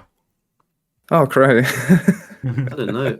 Maybe I should do that. Mine's at like 50% completion. Yeah. Why do I can't believe nobody's done it. I mean, I've got a bunch of like 1% games that I could hide them and Yeah. just boost it up. Yeah, because that's what like you mentioned at the start, like the dark side of it, and I just won't play games that I know I can't do or I just have no interest in platinuming. And like when I was younger, it was almost like an achievement to me to just get one trophy in a game to say, "Oh, look, guys, I've played this game." That was it. Like it was the weirdest thing ever. I don't know why, as a teenager, I thought that was cool. So I've just got a bunch of random games on the list, and that I have no intention of ever playing, and are probably unobtainable as well. But what's important to you is what matters overall. Like that, there's a lot of everybody has their own ideals and what they achieve and what they like. You know, there's no, like yeah, like I like quantity over quality. Like I respect your decision a lot though with choosing what you want to play. And then there's lots of people that play shovelware, but like if they like to do it, then that's down to them. Like they can do what they like. There's no. I don't like to be like I wouldn't ever put anybody down. Like my vision and what I think is impressive like doesn't account for other people's. Like everybody should do what they like to do. But I'll put somebody down there's if very they've much got a dark shovelware. side. See if somebody's flexing. Like, I've got 200 platinums, and it's like you've got 4. Calm down. Let's see if you've got shovelware. I don't mind, but see if you're trying to like brag about how many platinums you've got, and then you look at it and it's like, this is. Yeah. Well, it's a different story when you've got people being gatekeepy, and then it's like, and they're like putting other people down, and then if you look at them, and it's like, well, what are you going on? Like, what you're playing shit. Like, if we want to be brutal about it, like, yeah. But I think in terms of what you think is impressive or what you enjoy doing is that's completely down to you, and yeah, nobody should tell you otherwise. But like, if you're gonna the whole flexing, like I don't know why people flex in the first place when it comes to like digital things. Like I very much respect challenges that people do, and I think it's so impressive. There's loads of stuff out there where people just done mad stuff, but usually the people who are proud of something won't have to tell other people about it. Mm-hmm. Because their self-worth is they know their self-worth. Like they don't need to project that onto other people. I was going to say, I really want to take a look through your. Obviously, I've seen a bunch of videos of what you've done, but there's a lot more that's undocumented, should we say, in terms of like 100%. And I would like to. Is it True Achievements, the equivalent of PlayStation profiles, where you can see? Yeah. Like, I would be very interested to see your list because I'm very certain that there is some impressive games that you've not even mentioned, probably on that 100% list. Yeah. I'd have to. So. I've done a lot. I'd have to go through them. Like, yeah, there's so much. I think, yeah, True Achievements is definitely the equivalent of PSN. I mean, you have True Trophies as well, don't you? But I know you don't really use that. It's more PSN profiles, isn't it? Mm-hmm. Yeah, that's not as popular. I think Is they it did not? cool challenges, though. Do they not do like monthly challenges, I think? On Community stuff. Yeah, I community don't. stuff. Yeah. Not Yeah, I bothered with never that. do any of that. No, I don't care about that. Yeah, it's a true achievements is very popular. Like that's what we all use. Is if you're an achievement hunter, like everybody's on true achievements. Yeah, there's a lot. I mean, Christ, yeah, I could probably quickfire some, but God, I'd have to wrap my brain. I just get some But random. Are your hardest then? What hardest 100%? like hardest, most difficult Yeah, I've most ever done, difficult. probably. Um, Probably yeah, I'd Metal say Gear Gears Solid. 4's. I was gonna say Gears Yeah, I 2. mean, Metal Gear Solid 2. Yeah, I mean that big boss run is hard, and I questioned whether I could even do that. But I saw a podcast actually, your podcast. I can't remember what episode with it, but Leon spoke about it and he summed it up well. It's very hard when you've done something like I've done Devil May Cry 5, I've done Crash Bandicoot 4, I've done there's games on there that people it's like 9 out of 10. That's really hard. Silent Hill 2 I've done, but like when you do after you finished it, you sort of forget how hard it was and you think actually it wasn't that bad, was it? Because you've done it. And I Yeah, think you touched on that, Leon, in one of the podcasts. Yeah, and I agree with it's hard to sort of like be like, oh, yeah, that was really, really like I could never do that again. But yeah, I mean, Big Boss was a toughie, definitely. But as a whole, yeah, Crash 4's definitely up there, and I love Crash Bandicoot. Like they're my bread and butter platformers. But some of the stuff you had to do in Crash 4 was pretty insane. Pretty respectable one in the community as well on both sides of that one. I've never the closest I've come to playing a Crash game is the mini game in Uncharted 4. I'm the You get a same. little mini game. Yeah, I've never played it. No interest in playing it either. But I know people do. Like, if you love it, you love it. So yeah. Out of interest, have you ever played Left 4 Dead? Left 4 Dead 1 or 2? Yeah, What's I the I 100% for that like? I'd done both of those, but it's on my alt account. It's not on my main. Yeah, they're hard. Like the expert realism, absolute nightmare. Did you do it with But like bots? Or did you do it with mates? friends, that was back when, like, to be honest with you, I played pretty much on my own now. Like anybody that I used to play with, I don't really play with them anymore because I'm so like focused on what I'm doing. I just Yeah. and it's very rare I play multiplayer games or co-op games anymore. It's very single player driven, and streaming and making your YouTube videos. But yeah, that was fun. The expert realism was hard, but there were always ways to cheese it, like whether it was sitting in some weird corner of the map, or it wasn't like we were a team of 4 who were just like pros. Like, I'm pretty sure there was always one of us just hiding somewhere, like completely balking out the map or something. So Yeah. I remember you had to kill like 53,700 and something zombies on Left 4 Dead 1. That was a grind, wasn't it? Oh, really? There's the same achievement in Back for Blood as well. Yeah, So it yeah, I've must come seen that. from that, and that was an awful experience grinding. I wouldn't recommend. Never played that one, but isn't that meant to be really difficult? I've seen like achievement guides say that's a 9 out of 10. It's a big lie. I think that's for Yeah, the DLC. I think the right. DLC alters it, and I also think the guide was written when the game first came out, and when it came out, it was really bad because it's like a card system you need to use. So you need to unlock Mm, cards and equip them. Blah blah blah blah blah. I played it at launch, didn't like it. Came back like a year or two later, and they did keep the card system, but they basically said you can have every card in the game now, so you could just build overpowered builds. So I joined up with a bunch of mates, and they're like, right, put on this melee build, and every time you hit something, you get stamina back. So you're constantly just hitting a machete, like just steamrolling through. Which, if you know how to, make the correct meta builds, it's not a 9 out of 10, especially if you're playing with real people. Fair challenge, right. maybe a 6 or 5 to be generous. But I think the DLC is the tough one. But I've never tried Right. it. But yeah, Because you've got like Aliens Fireteam Elite as well. Like that's meant to be a proper hard one, isn't it?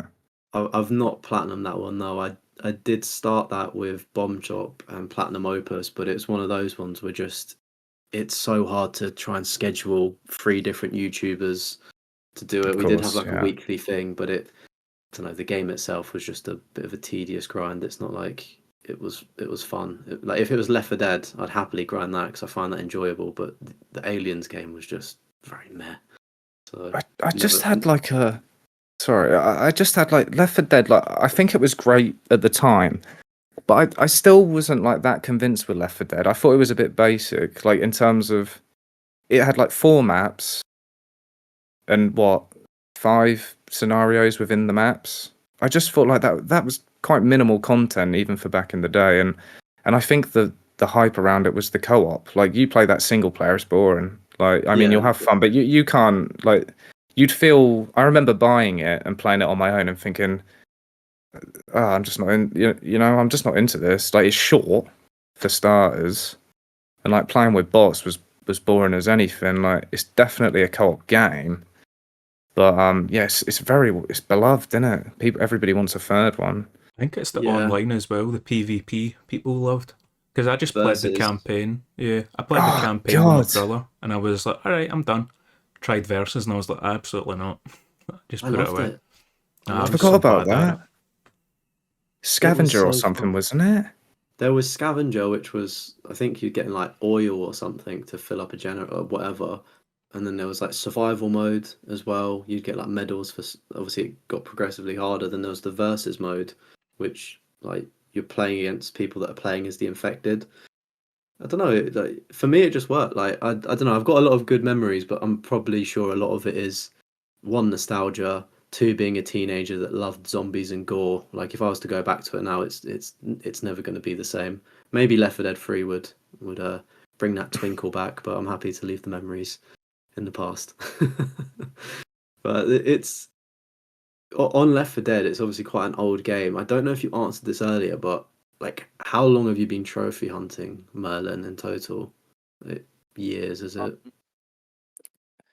I've probably been doing it since I was like when I got it was yeah, like when I was about 14, 15. I'd say 15 when the 360 come out. Like an ex-girlfriend, her brother had an Xbox 360, and I don't know if you ever had one or played one, but it was like he had the arcade version where it come out, it didn't even have a hard drive. Yeah. It was just I think he I actually may. had a memory card, like a Mhm. 512 megabyte memory card or something. Anyway, he was playing Kung Fu Panda on it. Um, and yeah, I remember like playing that with him, and I was like, I quite enjoy this game. And like, obviously, I've come from like the PS2, and to see like even Kung Fu Panda at the time, that was still graphical leap. But I was like, oh, this is nice. And I saw him unlock an achievement. I was like, what on earth is that? And like, and then he brought up like this whole list of like, yeah, just achievements, and it was like 1 out of 50. And it was like, yeah, complete chapter 2, complete chapter 3. Oh, complete this on master difficulty. I was, oh, holy shit! Like this is, this has just opened up the game. It's not just about playing the game. It's about, replayability within the game. And then like a year later, I got a 360, and yeah, that was when I started. I think I got Gears of War 1 and 2. Like Chris said, that double pack, and it come with and Far Cry 2, and that's when my achievement journey started. But that was Because very much just unlock achievements at the time. That wasn't 100%. Like I'd try, but it's only the past like 6 or 7 years where um I've like it's 100% completion through and through. there's nobody I know that's like, oh, I used to 100% games on the PS2 or on the PS1 or on like the OG Xbox. It's always achievements or trophies whenever they started on them, is then when like the completionist kind of set in. Yeah, I was gonna ask a similar thing, like, and I think you kind of answered it just there in the sense of before the 360, was you exploring Final Fantasy, to the maximal possible things? Like, was it Final Fantasy 10 and 10 2? To like get a complete 100% in that is insane on the PlayStation 2. I think there's some things that people may have still not even figured out how to do. Like it's Of just a course, mystery. yeah. Like, Like 10 2, I never got 100% on 10 2 back in the day because I just didn't like the game enough, and I was very much if I didn't like something I wouldn't play it.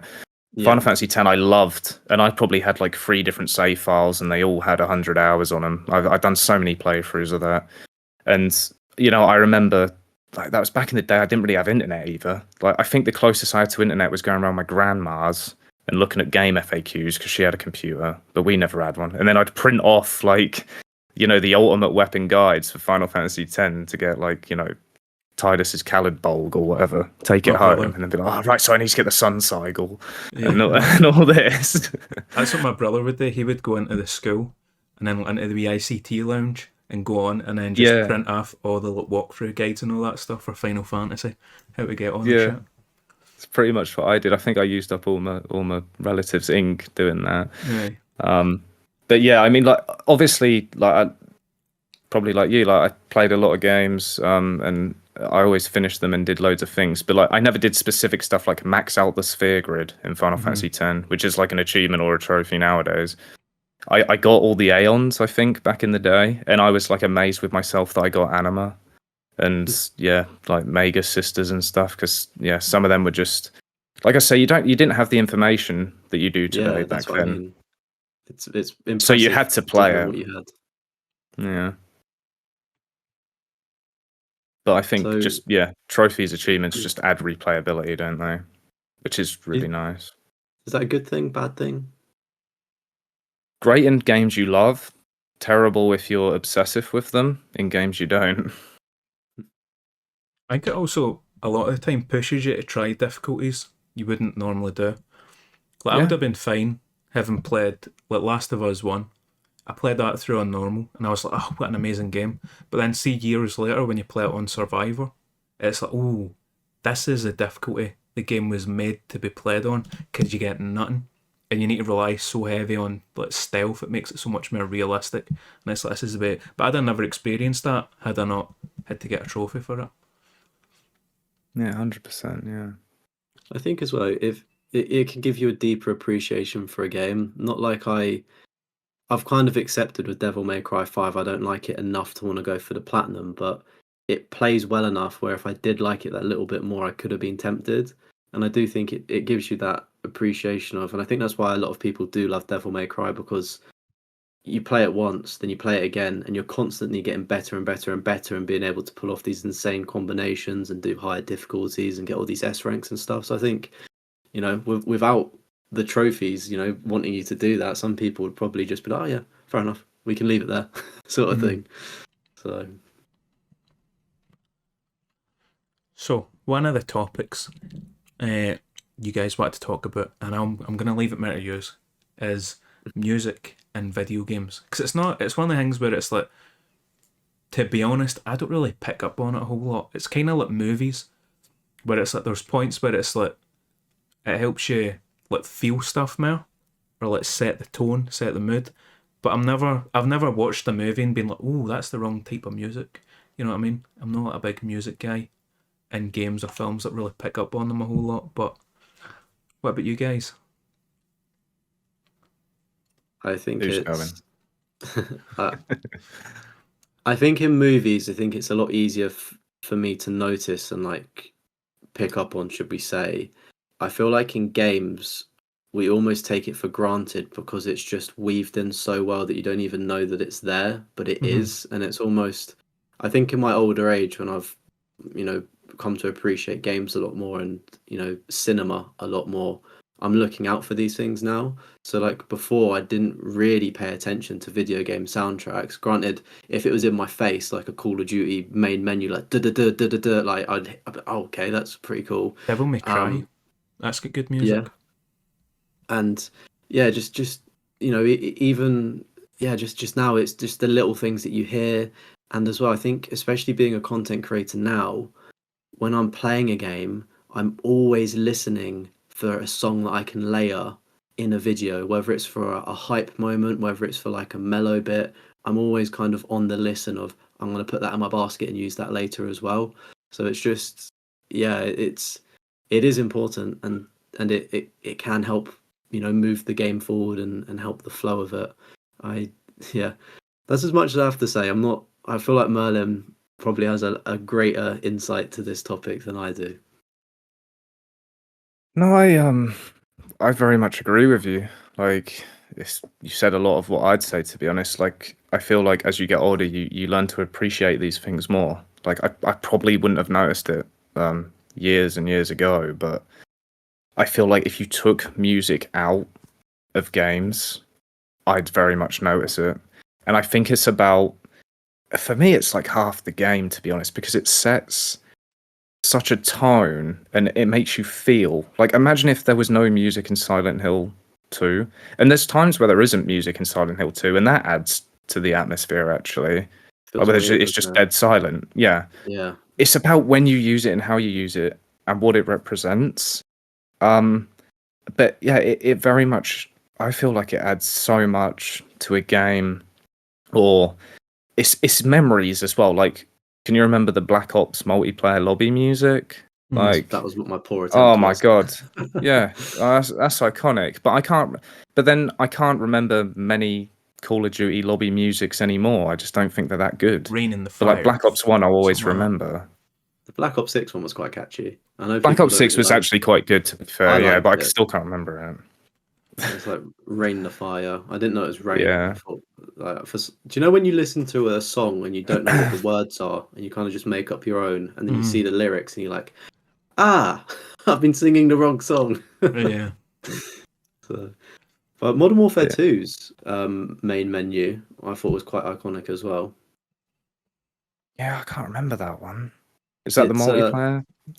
Yeah, like the multiplayer, and the only reason why I always harp on about Modern Warfare 2's soundtrack is Hans Zimmer composed it, which I just Yeah. think is the craziest thing that obviously he's known now a lot for his great pieces and movies. You know, it's very recognizable. Brilliant. But to think Yeah. that as a kid, I was listening to Hans Zimmer and I didn't even know who this person was. Like, do you know what I mean? Yeah. You just assumed that like a computer made the song. Like, you didn't realize it was an actual composer. And it's like now you listen to it as an adult, you're like, oh wow, like fair play, mate. Like, you are talented. Yeah, I think you definitely learn to appreciate the arts more as you get older, don't you? And respect, like, yeah, some of the stuff blows your mind. Like you say, Hans Zimmer, that guy's a legend. Like, what's he done? Gladiator, Pirates of the Caribbean, James Bond. Your Christopher Like, Nolan stuff, like in oh yeah, Inception, Interstellar, like crazy. yeah. Some of those soundtracks are genius, really. And it tells us, I It, mean, obviously we're talking about movies, but that helps move the story along as well. Like you look at Interstellar, and I think he got told about, he didn't know what it was about. It was just like bits of a journey, and then he was like, right, let me cook up the music, and he didn't really know too much else about it, and it just fit the script, which is quite impressive. Well, yeah, I mean, this is, I'll bring up Claire Obscure, but for me, like, if you close your eyes and listen to some Claire Obscure music, you sort of know, like, it fits the scene of the game, and they do that so well. Like, the underwater music. I was like, just about to say, I'm still very at the start with the underwater section. I was like, yeah, this makes doesn't sense. it? And it just it's like, this is literally the defining music for this area of the game, and you will remember it. And like, yeah, just that game soundtrack's got to win awards, man. Like, I don't want to keep like sucking it off, but yeah, Like Blaze that's Blaze where is good. that's where I look at a soundtrack and I think, my God, like, you cannot beat that in its own game. Like, it's just crazy to me. Like, it adds so much. It just, yeah, adds to the tone of the game so well in terms of bosses, areas, environments, touching moments within the game. Like, you take that music out and the game would still be great, but it makes you feel something. And it's very rare games make you feel stuff now. I feel like games are very corporate. Yeah. And I think that's part of achievement hunting why I like it, because a lot of games now I just don't think are good enough to play. And it's like, if there weren't achievements, I probably wouldn't game as much. So if anything, that helps me get through the shit ones. But when you find an absolute gem, like, you Witcher 3, Claire Obscure, I don't know, Silent Hill 2, the remake, I ain't played it, but I'm sure it's great. Final Fantasy Rebirth, maybe. But those types of games, they stick with you, don't they, in their soundtracks?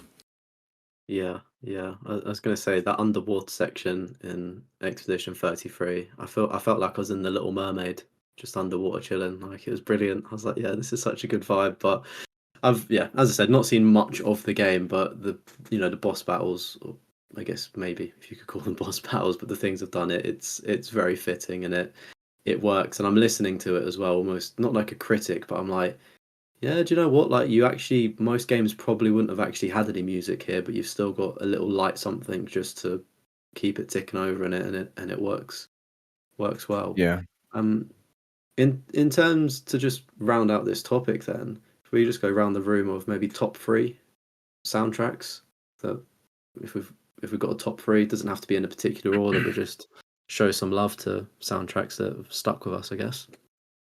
Doom. Doom. Ooh, Mate, that's one that makes you rogue feel one. something. You just want to rip and tell. That's what it makes you want to do. Doom, Yeah, can't believe I didn't mention that. Sorry.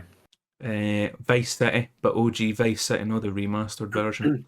The one where you've got like Michael Jackson and stuff in it. Classics, takes you back to the 80s before any of us were born. And, man, I don't know. I'd probably go Blood Money, Hitman Blood Money. Just have you just played it? No, I don't. Mate, see just that Ave Maria song, but Oh, I've specifically heard on that Blood one. Money. Aye, but the Blood Money version, it's just perfect. I'm not a classical music kind of guy, but you can't beat some Ave Maria. That's up there. That's probably my three. Like I said, I'm not a big music guy. Merlin, what you got? Um, it's gonna be pretty similar to. They're similar genres. This is the thing. I think Clair Obscure's taken like probably one of the biggest spots for me now. I think that's probably the best soundtrack I've heard since. We're talking. I'll have that in there in the one out of three. But since like Final Fantasy X, that's a massive soundtrack for me. That's got so much love behind it. God, see, I'd say Final Fantasy IX as well, or Silent Hill 2. Like, there's so many Yeah, that are it's just tough. absolute bangers. Like you say, Doom's great. But I'd probably go like Clair Obscure, Silent Hill 2, and then Final Fantasy X or 9. I'm gonna go with yeah. Some of my answers have been kind of taken, so I'll go with. I'm surprised Final Fantasy VII wasn't mentioned, but I've tried to pick things that are a little bit obscure. Um, Final Fantasy 16. Not everybody has played that yet, because obviously it was a PS5 exclusive, but I think in recent times that was what was it, maybe a year or two ago that it actually came out. That was like one of the first games that I actively noticed as like an adult with like my frontal lobe developed. I was like, oh shit, like this has got like a really good soundtrack in it. Like this is quite epic. Um, so yeah, Final Fantasy 16. I'm gonna go with Modern Warfare 2. I mentioned to Hans Zimmer earlier. I think it was a pretty epic soundtrack. I think you could argue any of the Halo games could squeeze in there as well. Halo. Oh Um, yeah, That's a shout. yeah, good shout out. yeah, I was gonna go with Silent Hill 2 because I've done the remake, and I mean you've said it there, so it's taking up a spot. Fantastic. Um, I'm gonna be a bit cheeky and a bit rogue here. FIFA 14. The FIFA music. John Newman, Love Me Again. What an absolute banger. You've just been absolutely rinsed online 5-0, and you just get back to the main menu and you just hear a bit of John Newman. It's like life is gonna be all right. It's fine. Let's go again. Mate, some of Is the it just sports licensed games, songs? like WWE games back in the day, even like PGA. Mm. I think PGA Tour 2003, it might have been that I had. Mate, the sports games just had fucking bangers. Yeah, NBA was quite good as well. They had some good songs in that. But yeah, Need for Speed Underground 2. Oh, Yeah. mate, yeah. Honorable mentions. Well, even I've not played it, but Sable. Has anybody played that game or heard I've of it? heard that, but I've not played it. So it's one of the games where if you look at, did you link it, Chris? Is it Doug Dug? The massive like playlist of YouTube songs that you can use in videos, Oh like no, that video was games. Snamwages that put in that Was it thing. Snowmages? Yeah, he watches it. But like Sable was, I think it's in there, and I think Snowmages has used some of the tracks like when he's like just chatting on stream, and it was just I've never played the game. The game looks brilliant, but the music just really carried it for me. Like I generally think it's you listen to the game for the music and you just enjoy the journey that you're on when you play it. Are there any other honourable mentions, like franchises potentially that have been No. quite consistently I good? said Devil May Cry's usually get good music. Yeah, Outside of that, I'm Minecraft struggling. is quite a mellow Uh, soundtrack as well. Pretty chilled. Aye. I think you get like vinyls or stuff like that as well in Minecraft, don't you? You can like make music. Yeah, something like that. I'd Beat have to Saber, shout out Beat dance. Saber, that's What's a very that good one. dancing game? The last Just Dance. Throw them in, mate. I should get all your UK top 40. Yeah, may as well go Guitar Hero as well. Yeah, Oh, Guitar yeah, I was Hero. about to say that. Yeah.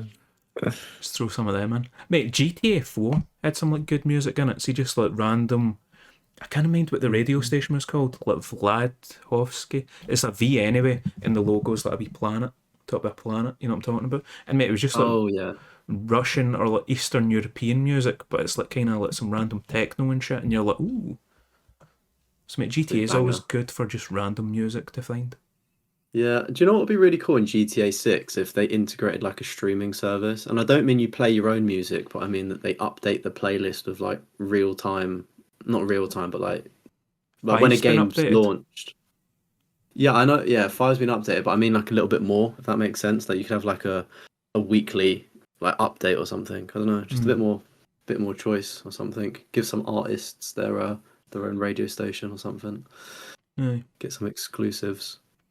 Speaking of, while we have an Xbox man here, do exclusives actually matter? Is the age-old question, and we can actually debate it with somebody that's not behind a keyboard with PlayStation and Xbox.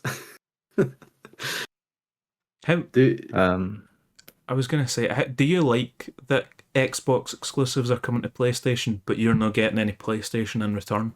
Like we're getting Gears of War, we're probably gonna get Halo eventually. We've got Forza, like everything's coming to us, but you're not getting in back. You've not got Last of Us, God of War, any of the good stuff.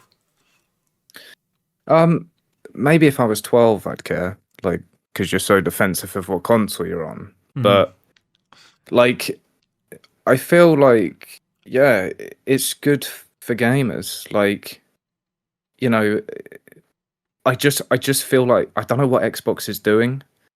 It's alienating its own fan base. Mhm. Like, if you want, exclusives are a massive part of a console, in my opinion, a massive part. They may not be the full, like, you know, you've got Nintendo. Portability's something for that, you know. It's all about moving around and playing your games outside. But PlayStation and Xbox are very much centerpiece consoles, aren't they? You know, you want to get home, get on your sofa and just experience gaming. And there's pros and cons to both. There's pros and cons to Xbox, but yeah, I think it's good that PlayStation is getting the exclusives that Microsoft have. Not that you'd want half of them, because to be honest, I don't think Microsoft has made a decent exclusive in fucking years. What Like, was that apart vampire from game by Arcane? I was disappointed. Redfall. Yeah, mate, I was looking forward to that, and I seen the bad reviews. Yeah, and you I was don't like, want that. damn. I mean, it looked pretty bad from trailers. I thought. I mean, you're I'm getting not all the sure. classics. You're getting the good ones. Indiana Jones, that's brilliant. Oh, I'll give yeah. them that. That's a I was great. surprised Yeah. at how expensive that was. Actually, I was like, ooh, that doesn't scream £60 game. It screams maybe 40. Diablo 4 as well. That's PS Plus monthly. For the 15th anniversary, we're getting Diablo 4. Wait, what? Do you not have that on? That's not a Microsoft exclusive, is it? Diablo? Is it not? No, no, everyone can get that. I thought it was an I get Xbox exclusive when I think so. it got bought. Oh, Because yeah, it's 'cause Blizzard, innit? Activision. Yeah, Yeah, Activision's but TV I thing. swear PlayStation had Diablo 4. I Or think we I could did. be lying.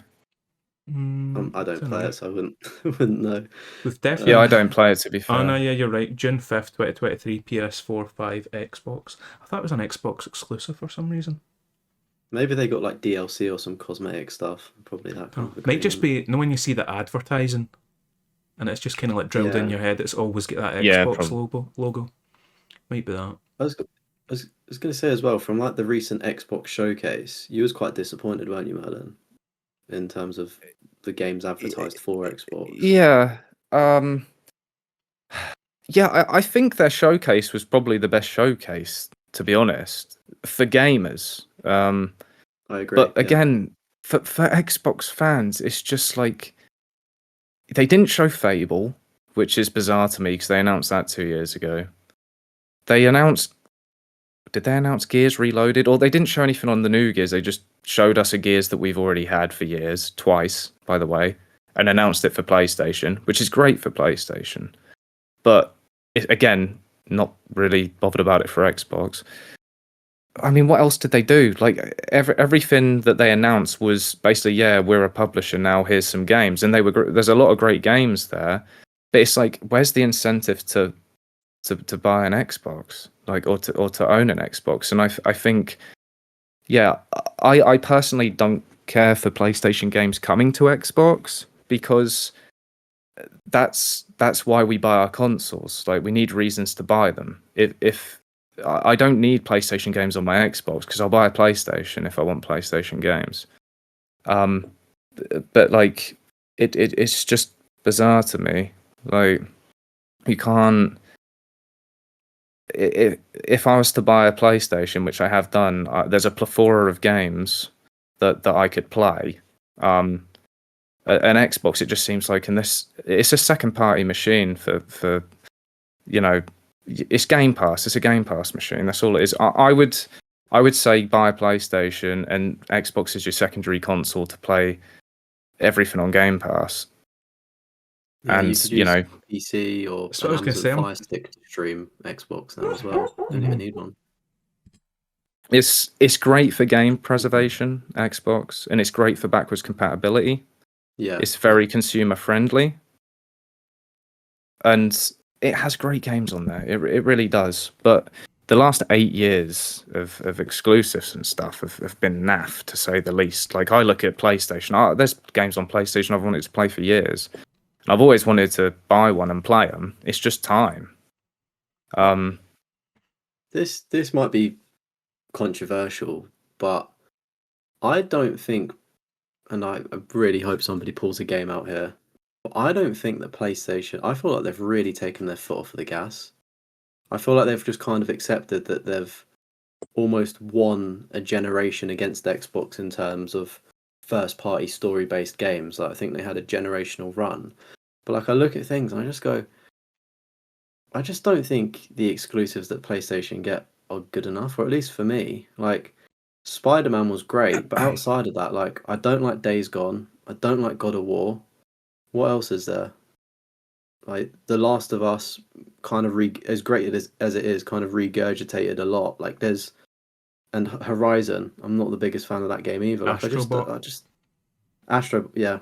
Astrobot was a great game, but it's like, what, one game within the last year, sort of thing. Like, Naughty Dog, I know they've announced that new game, but they've been awfully quiet. Like, I feel like PlayStation have got quite complacent, and I would love there to be a bit more competition back. And I do think it's great for gamers that we're getting all of these Xbox games, but at the same time, I kind of wish we didn't. Like, I feel like, do you know what I mean? There almost needs to be a hard reset at some point to bring that challenge back, because it's very meh for me, at least. It's great. It's great if you come over because you've not played the backlog of games. But Yeah. I think it's a case of, like, the grass is always green or isn't always green on the other side. Yeah. Like, I nearly cocked that up, didn't I? But it's like, I've got 101 reasons where I want to plug that PlayStation in and play, like, Last of Us, Ratchet and Clank, Astro. But, like, you've got loads in it, Spider-Man, Wolverine if it ever comes out. Legacy titles, like, I looked on the store and you've got Dark Cloud. Like, that's a classic RPG. Yeah. 1 and 2. Toy Story 2, like, I know it's not input, but they take me back to, like, when I was a kid and stuff. I think the same though with Xbox though. Like, you've got all the Xbox original games, and I've seen they're bringing it to PC as well now. So, like, OG Xbox games you can play on PC. Yeah, that's cool. Like, that's what I mean. It's great for game preservation, backwards compatibility. very, you know, it's for the consumer, and Game Pass is the best value in gaming right now, like 100%. But that's why it's brilliant for gamers to have it as like a secondary console. And I completely get what you're saying. Like PlayStation when was the last time PlayStation released anything that wasn't a remaster, to be fair? Like what's their newest exclusive or whatever it is that they've made? If it wasn't for Xbox, I don't know what, if you're an up-to-date PlayStation player, you got much to play that isn't third party. No. Did you get Death Stranding? But that's obviously because you Oh didn't yeah, realize it's yeah, like a that's paid true. exclusive, isn't it? Yeah. But that's kind of like Bethesda and Starfield or whatever they do with the next games. Whether they do come over to us, who knows? But yeah, you want that competition, don't you? You need exclusives on a console, because otherwise there's no point in buying said console. There might as well just be one console. I guess that's where PC gamers would go buy a PC. Yeah, But valid. but I don't like to get home, have to turn my PC on, update drivers, hope my game doesn't crash, and then spend 500 quid a year on a new graphics card either. Like I like to get home and just turn the thing on. There's no question, like, how well will my PC run this? It's just disc in, play. You don't need to worry about anything. Exactly. Yeah. I will say the only thing I am completely against, and this does fucking wind me up with PlayStation, is timed exclusives. I hate them. Like Xbox started that. Did it though? I feel like they did. Yeah, there's a big Modern debate Warfare about that, 2 isn't there? DLC. Yeah, Yeah. Call of Duty DLCs. That was the Yeah, that's worst true. feeling ever. You got it a month. Was it a month in advance? You got it. Yeah, a month. Try Human. fucking 5 years for the FF7 remake, mate. Yeah, Like, you do you deserve know it. what I mean? Like, but this is a third party. Like, this is Square Enix, and games just completely skip Xbox as well. Like, Rise of the Star Tomb Ocean Raider Second Story was Sorry. Xbox exclusive.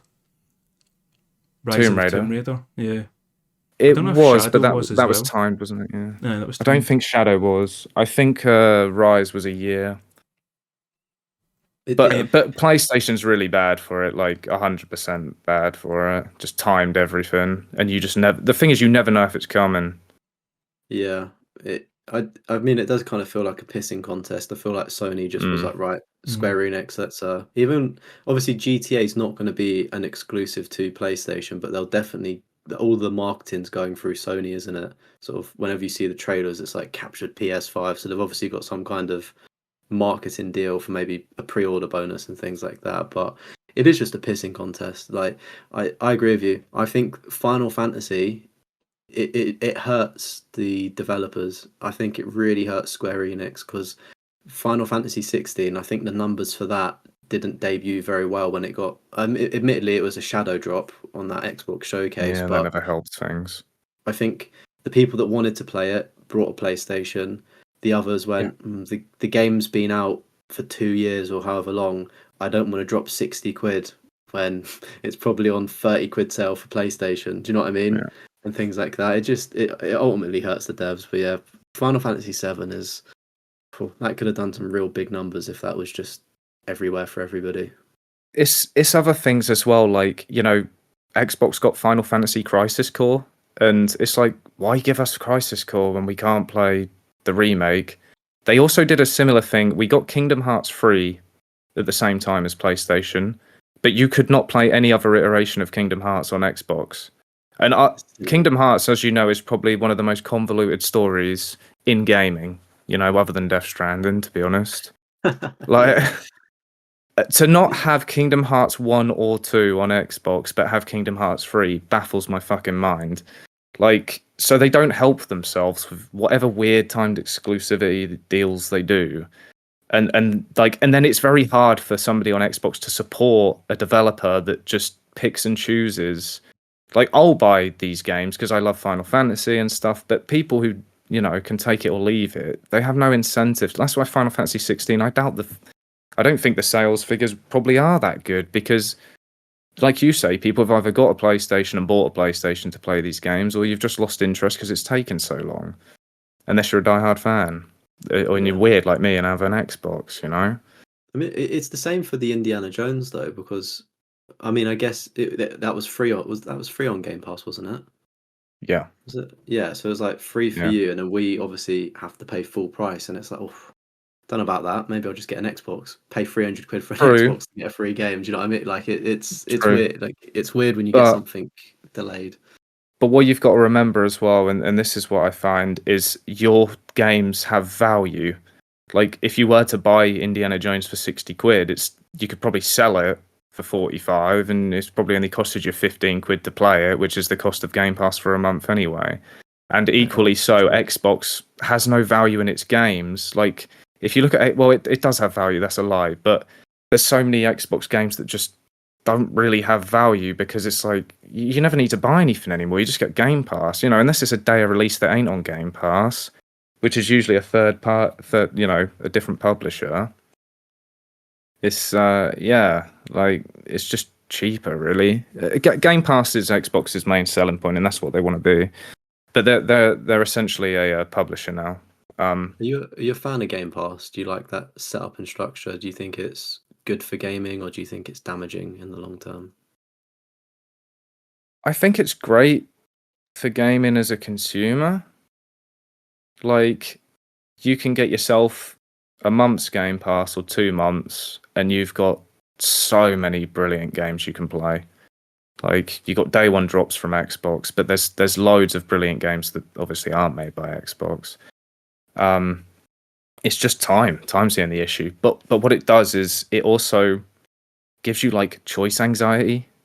You've got so much, you don't Overwhelmed. know what you want to play, and you just like fuck this. I'll put Netflix on then. Yeah. Like you just don't know what to do. Obviously, like if you've got a vision in your head, then you're fine. But um, yeah, I don't know. Is there really a bad side to it? I don't see how developers make money on it. I think they They get a must give them a cut. lump sum. Do they get a lump sum, or is it a cut? That they get a cut. I believe Microsoft pay the developer to have it on Game Pass for X amount of time. They'll But pay them a lump sum to have it on Game Pass. yeah, but I wonder if they would make more money just selling it though. You know what I mean? Like how much are Xbox paying to get it on Game Pass that it's worth Well, it? yeah, we will never know those figures, I don't think, because they're not going to share them. I mean, I don't know. It depends what it is, doesn't it? Like, I've always thought that. Like, depending on the game, it's different if it's a Microsoft game because they own the company, don't they? So, but if it's like, look at Clair Obscur, like, I don't know how much Microsoft would have had to pay them I reckon because, it's got to be like goals. So it's like if over say 5 million people download this game and start it, then we'll give you like an yeah, extra however amount of money. Imagine there's maybe got they to be get some goals like type of that. royalties or something. I don't know. Yeah. Because I seen there's stuff in the news today where it's like Xbox is looking to cut a bunch of jobs and it's like 20%. I It's up to saw that, yeah. 20% and it's in the UK as well, so it's like rare and all that kind of stuff. It's UK companies that are looking to get it. I guess it's I don't know if I don't know. It's a double-edged sword, really. Like for developers, I kind of feel for them because it could. It's good. They get so much awareness, don't they? Like if their game's on Game Pass, but then it's sort of counterproductive to me if it's a big game, because then they're losing sales. So it's a hard one. It's hard to know, really. Like I would never buy the new Doom on Xbox because I just get Game Pass. Yeah. So they're never going to. It's like they're against themselves. They're not going to sell their own physical copies of their own games because people would just be like, "Well, I'll get a month for Game Pass. I can play Indiana Jones and Doom in 2 weeks, and probably got 2 weeks spare to play something else." Because it puts me off like buying it as well. Let's see the new Doom. I'm like, oh mate, I'd like to buy that. Like I'm on PlayStation. I'd like to buy it, and then it's like, am I going to pay £70 for a game that I can just get on Xbox with Game Pass? Nah, I'll just wait and wait Yeah, for the price to come right down. So then there's probably other people like me, so they're losing other sales as well. When you think about it like yeah, that. I'm sure. Because High on Life as well, I refused to buy it, even when it came to PlayStation, because that came out a year after it launched on Game Pass. And I was like, I'm not paying, I think it was like £35, £40. So I'm not paying that for a game that Xbox like gets for free. I'll just wait. And then sure enough, it comes to PS Plus like a few It months was later. so it was so Yeah, good though. Was Like it? I mean, patient I've still gamer. not you'd even be played it. You've been proved right by it becoming free, but I brought it and I was like, yeah, this is a great game. So excited for the sequel as well. Hopefully we get that at the same Mm. time. It probably will, mate. You probably will nowadays. But Sure, I it'll mean, come out. it's interesting. Like you look at Nintendo, and they just will not buckle. Like their exclusives are their exclusives, and I don't know. It's And surprising that's that Xbox have been the first one to kind of deviate out of, it was always guaranteed PlayStation, Xbox, Nintendo. Nintendo, you got your Pokemon and whatnot. Xbox, you got your Halos, Fables, and then PlayStation, or Uncharted. I think that was probably our selling point, God of War sort of Mm. thing. And yes, I just wonder why Xbox made that decision. I think it's probably worked out, hasn't it, in terms of money and the Game Pass. I just think that's what makes them valuable. Like the Switch is the Switch. I mean, look at their games; they never drop in price because they've got value. Nintendo knows its value. Um, it is what it is, and I think there's a lot to be said about that. Like same with PlayStation. Like they've got a plethora of games. And I know Xbox do, and I really support Xbox in a lot of the stuff they do. But when it comes down to a system seller, I just could not recommend anybody. Like, if you give me those three consoles, I would never recommend Xbox. I'd say get Xbox Series S as a console to have in the background. If you've had enough of PlayStation on your Microsofts Sorry, I was just pointing to someone in the exclusive. background. Oh, sorry. If you've had enough of your PlayStation for a month, boot up your Series S, get yourself a month of Game Pass Ultimate, and fill your boots until you get bored, or a couple of months. Do you know what I mean? But then you'll always go back to your PlayStation or your Nintendo. Yeah, that I think being a trophy hunter is what made me not switch more over to the Xbox. Like I brought the Xbox to play Starfield, never played it because I got it like a month No, before, sort of in anticipation, and then I just thought it was kind of at that weird time where Xbox were flirting with the idea of bringing games over, and I was like, I'm probably just going to wait for this to come onto PlayStation. I know they've not said that it is, but I would assume that Starfield eventually will come over to us potentially. Um, and yeah, I was like, I've got my platinums and stuff, and at the time I thought it would be a cool game to get the 100% in.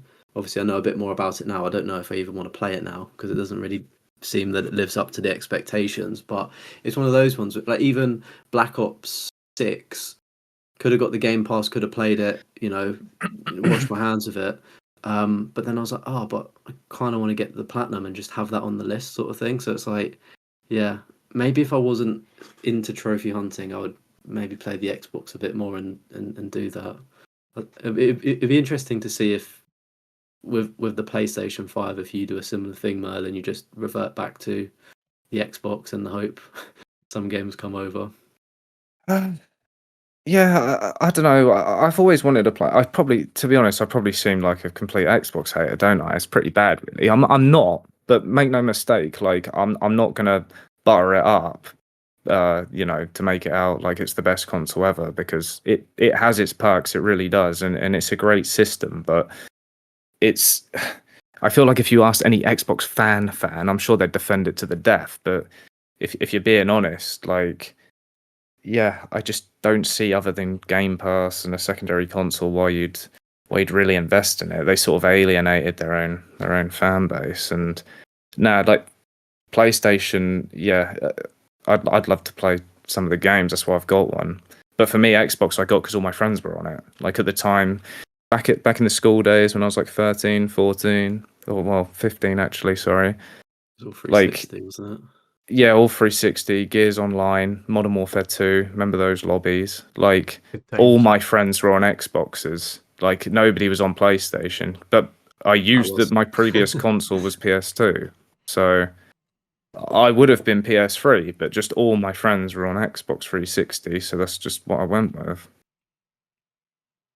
and stuck with it, I guess. What was the PlayStation games that sold you then? Last of Us 1 and 2? What other ones are you like choking to play? Um, God, yeah, there's just so many, like, there's stuff that I've even forgot. I mean, it's not as bad now because Like, I mean, Death Stranding would have been one, even though I know that was a bit of a 50-50 game. I wasn't even sure if I'd like it, but that's come to Xbox, and sure, Final Fantasy VII Remake has as well, or will be. But yeah, you've just got like just classics like Last of Us. Love to play that. That looks like just such a good game, and I have watched the series, and I do know a lot of the spoilers in season 2, and well, I've watched season 2 anyway, so um but Yeah, we're not allowed to talk about Last of Us 2. We spent far we've too long building Chris. all right, okay. Well, No, shoot, it's fine. it's just, I think maybe it's just more for me. Like a lot of the PlayStation games, I had a friend once say, "Oh, yeah, but it's all the same. It's all third person over the shoulder," and I was like, "Yeah, but every one of them is like 9 out of 10, 9 out. Like I would love to play because it's a story driven experience, and it's just there's a lot of love in every one of their games. Like they just look like games I want to play. Spider-Man, Last of Us, Uncharted, like." There's loads I'm forgetting. Ratchet and Clank, like even Sly Cooper, for fuck's sake. And I know you're not into that, are you, Leon? I don't think you like Sly Cooper that much. But I didn't really know it existed. I've not given it a chance, but I'm not really. Is it a platformer? I'm not really into that kind of thing. Yeah. If it is, bit like Ratchet and Clank, bit like Crash Bandicoot in it. It's one of them sort of games. Jack and Daxter. That's there's so many bangers on there that either remind me of my childhood, or there's new IPs that you've got that are just very story driven. I love a good story driven experience that's just well crafted and has had a lot of love in, and you've got loads of that on PlayStation and Xbox. Like I say, like I'll be honest, Xbox One generation, absolute dog shit. Like in terms of exclusives, Jesus Christ, like there's just nothing really I'd even recommend. Like I'd love for State of Decay to come over. Yeah, yeah. It depends what you're into, I guess, doesn't it? You've got Quantum Break. That got hated on Xbox, really, but Quantum Break's like quite good. We've still not got Quantum Break. No, I don't think you ever will at this point. It's so old. I think Xbox has forgotten about Quantum Break, to be honest. But that was a good little romp. And the game that was made by it's like cartoony. Xbox One launch era. Oh, Sunset Overdrive. Sunset Overdrive. We've not got that either, because that's made by Insomniac, who did Spider-Man. I think do we not? No, you don't have that. No. What's a game that looks similar that came over from Xbox? Not quite sure. Maybe High on Life. I don't know. We don't have Crackdown. Oh God, you don't want that. No, we don't want Crackdown. Yeah, Jesus. I mean, Rise, Son of Rome, that's another one that gets massive hate on Xbox, but I actually think it's quite good. Like, yeah, all right, it's fairly basic, but Rise, Son of Rome's a pretty fun game. But that's like the shout out. Sunset Overdrive is a good one for Xbox, but yeah, I mean, what else have we got? Like, I mean, Dead Rising 3 always. I'm not the biggest Dead Rising person, but as a teenager, seeing it and not being able to play it, like the FOMO, I was like, I'm gonna have to watch like the Rad Brad play it, for instance. Do you know what I mean? To get the experience and live vicariously. But yeah, it's not really a showstopper, is it? To be honest with you.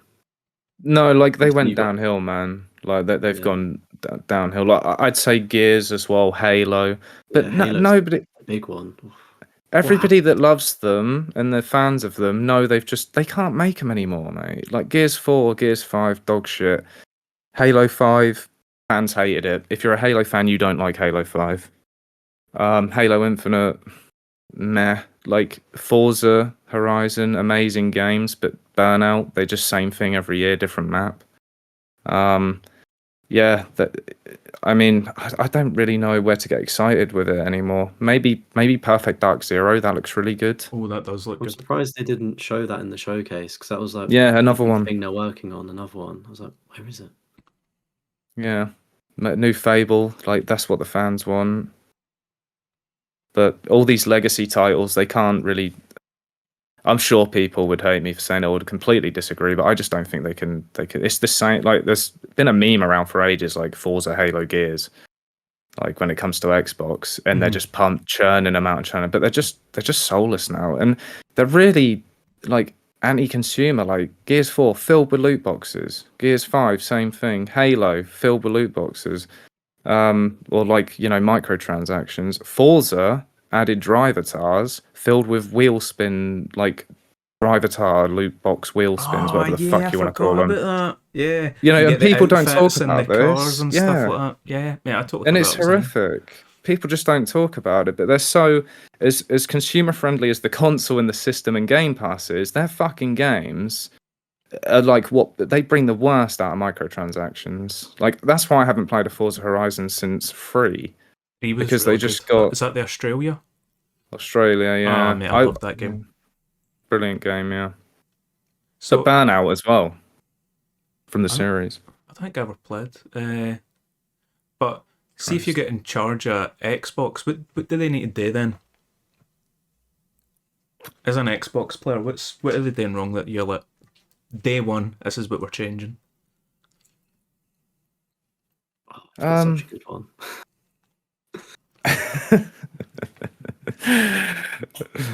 Oh yeah, make a decent console. Nah, I think it's like, you know, you've got to have a backbone. You've got to have an identity, and they know, mate. They're smarter than me. I'm not a fucking businessman. They're making bank. They're making bank off PlayStation players, and they don't. They care about money, and I'm sure they're probably making more money than they ever had.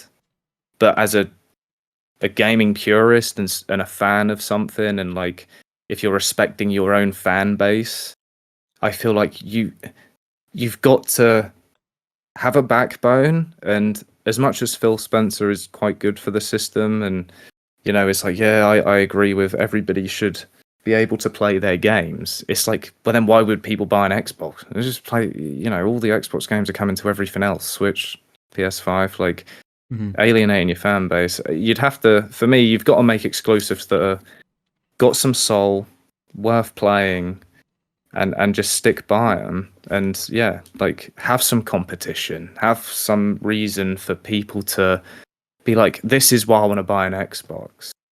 Um, I, I don't know. What do your friends? What do you think? What do your friends say? I'm sure it's Game Pass. You know, I can't imagine there's many exclusives you really want to play that ain't coming to PlayStation 5 anyway.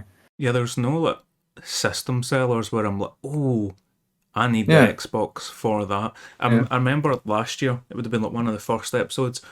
I was saying I was thinking about getting like an Xbox One S. It's the one with the disc drive in it. Series S. Yeah, Series S. That's another thing, mate. The naming is weird. Xbox it Series is. S, Series X, and then is that the last gen? Oh no, that's Xbox. Mate, it's a fucking. I don't know what the fuck it is, but I was like, I might buy the cheap Xbox just to get Game Pass for COD, Yeah. and then I'm like, you know what? What's the point? Like, I'll just buy COD on its own instead of buying the Xbox.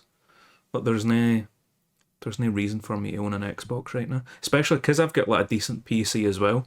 It's like I'll just play it on that.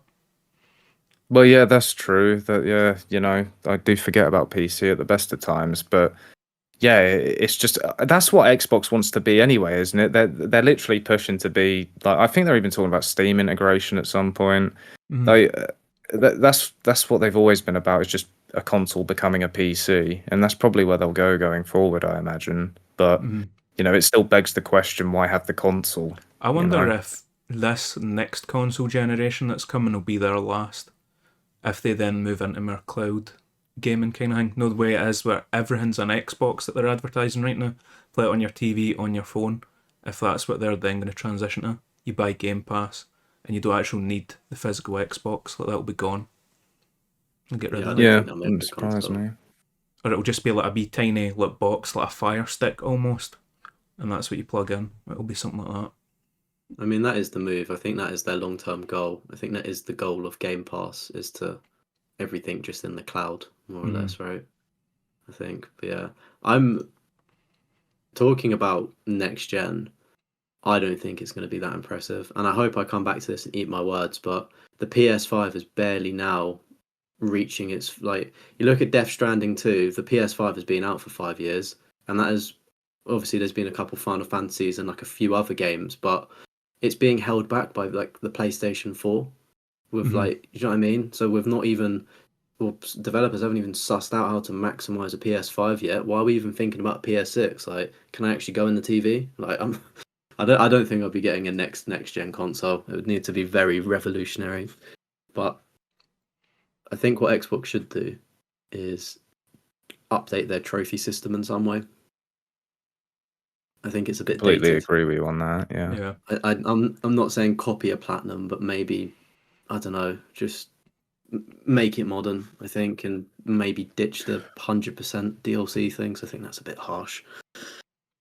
There's always Yeah. talk of that in it, where it's like Xbox is introducing their own Platinum Trophy version, and it's coming within the next few months, and then they pull that out again the year after, and they just kind of keep pulling you along. What would you call it? I think it was like an emerald something. Everybody was saying, 'cause it's green. It'll be emerald stone.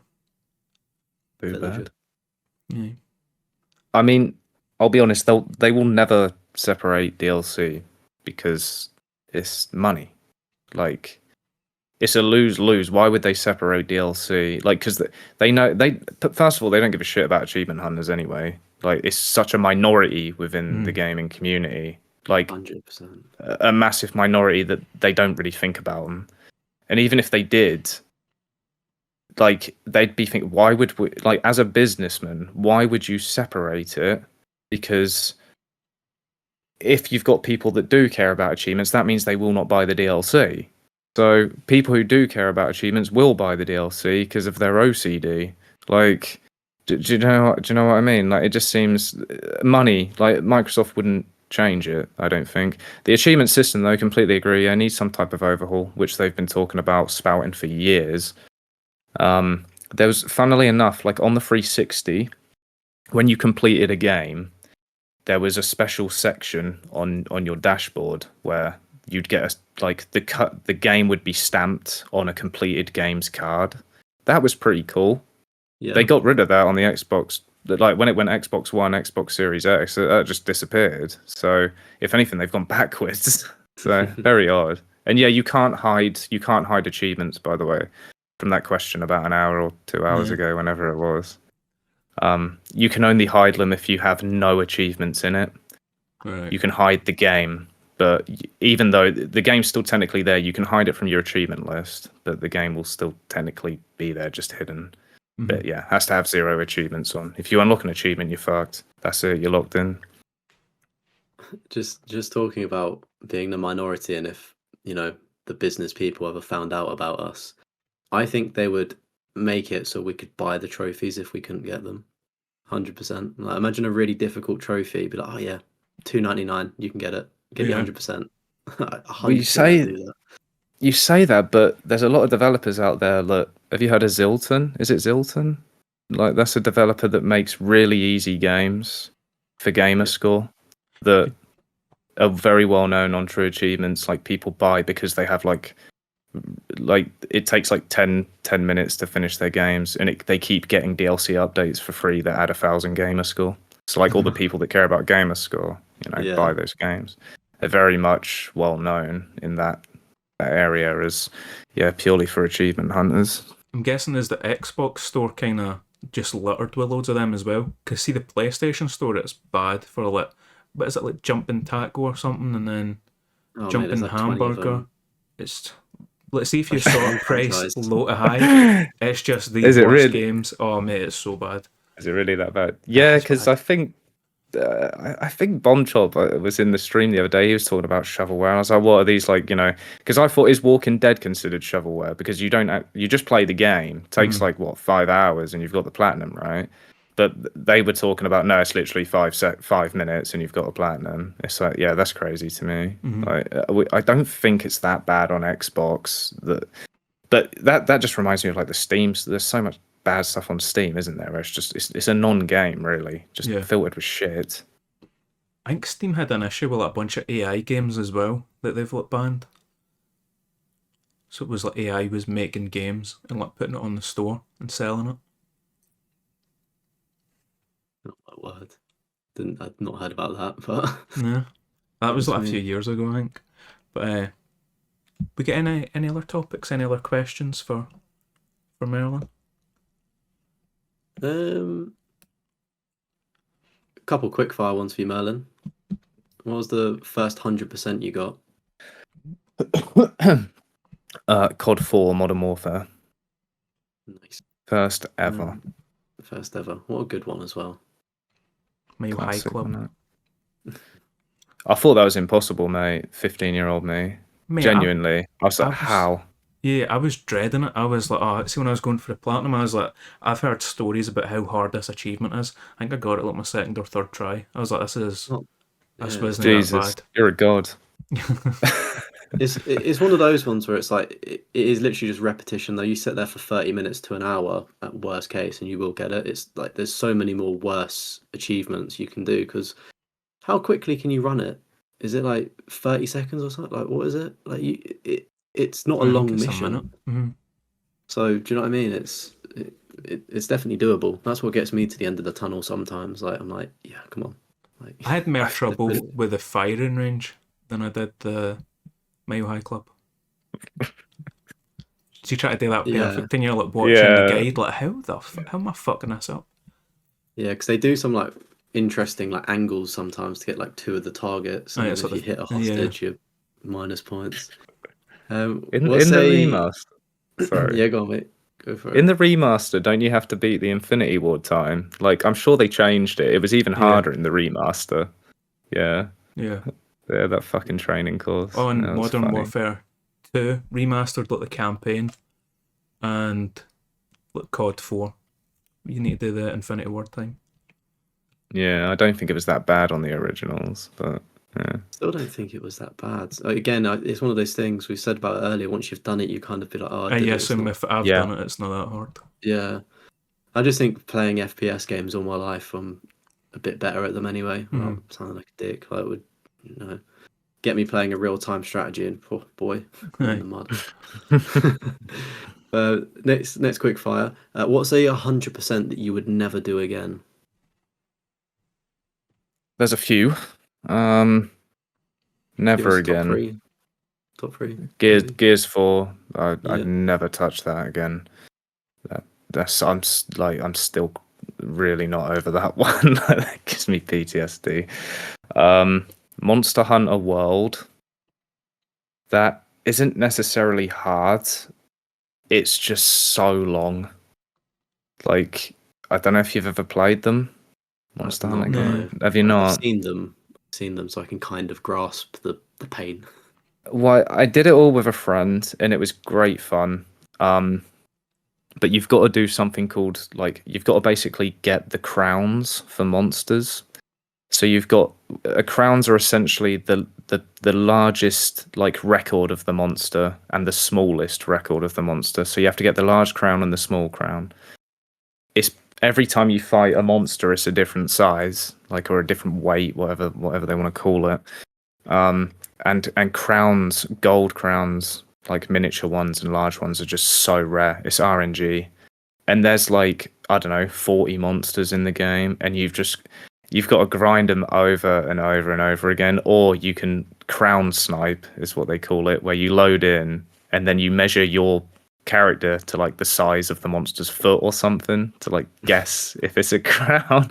Like, mate, the horrific stuff I had to do to get me through that game. It took me like 300 hours, and then it had DLC called Iceborne. Yeah, for a single player game, I think it took me about 300 hours with its DLC. Oh, I was going to say Ridiculous. with. I was like, how long's the DLC? Is that another 200? DLC was about 100 hours. Yeah, that was ridiculous as well. As jarring as that is, that's great value for money. I can appreciate that. Yeah. Silver yeah. lining. Shame the fun ends after like 80 hours and then you've got 200 more left. Yeah. And Think of any then others. yeah, we'll go to the question that we ask all of our guests that we've had on, and to I guess wrap up with the questions, 'cause I'm sure you're sick of us pestering you. But what's 100% that you'd like to have in the collection, and or have trophy support added? So it could be a classic title that obviously just doesn't have anything. Like, what would you want to see added support for? Sure. Let's say. I've had a good think about this one actually because it's hard. Like, uh, because before I was on PlayStation 2 and then I went to 360, and 360 was achievement support on everything. But I have had a think, and you can, get original Xbox games, obviously, that are backwards compatible. And it's like a good one would be Knights of the Old Republic. Would be a great one to have achievement support with. And also there was another game that we had on Xbox. People may remember this if they're like big fans. I think it was a demo disc and you got the full game, but the original Xbox, like I never had one. But one of my friends did, and like I think I borrowed the console at one point in time. It was a game called Jet Set Radio. Have you ever heard of it? Yeah, I've heard that. No. It's like a rollerblading game, and you would like. Oh man, honestly, look it up. It was a great game. It was like one of those weird demo games, but you had the full game. Yeah, people will remember it, and you'd go about on roller skates, but like graffiti and like coloring in the world and stuff. Like that doesn't sound. I haven't described it very well, but that was a classic. Sounds quite fun. But was there like a spiritual successor that came out? There's like a rollerblading game that's out on this generation of consoles. It's got quite a hard platinum or 100%. I don't know if it's ever related or not. Might be Jet Set Radio Future. I think that was the sequel or something. I could be wrong. But yeah, Knights of the Old Republic would be my one anyway, like my personal one. That's a great game. Yeah, I love that game. Choice. Do you remember were you what's her name? Bastila? The lassie? The lassie for Knights of the Old Republic. Oh Christ, no! Like, yeah, you're racking my brains on that one. She turns spoiler. She turns evil at the end. Bastila. I'm pretty sure that's what her name was.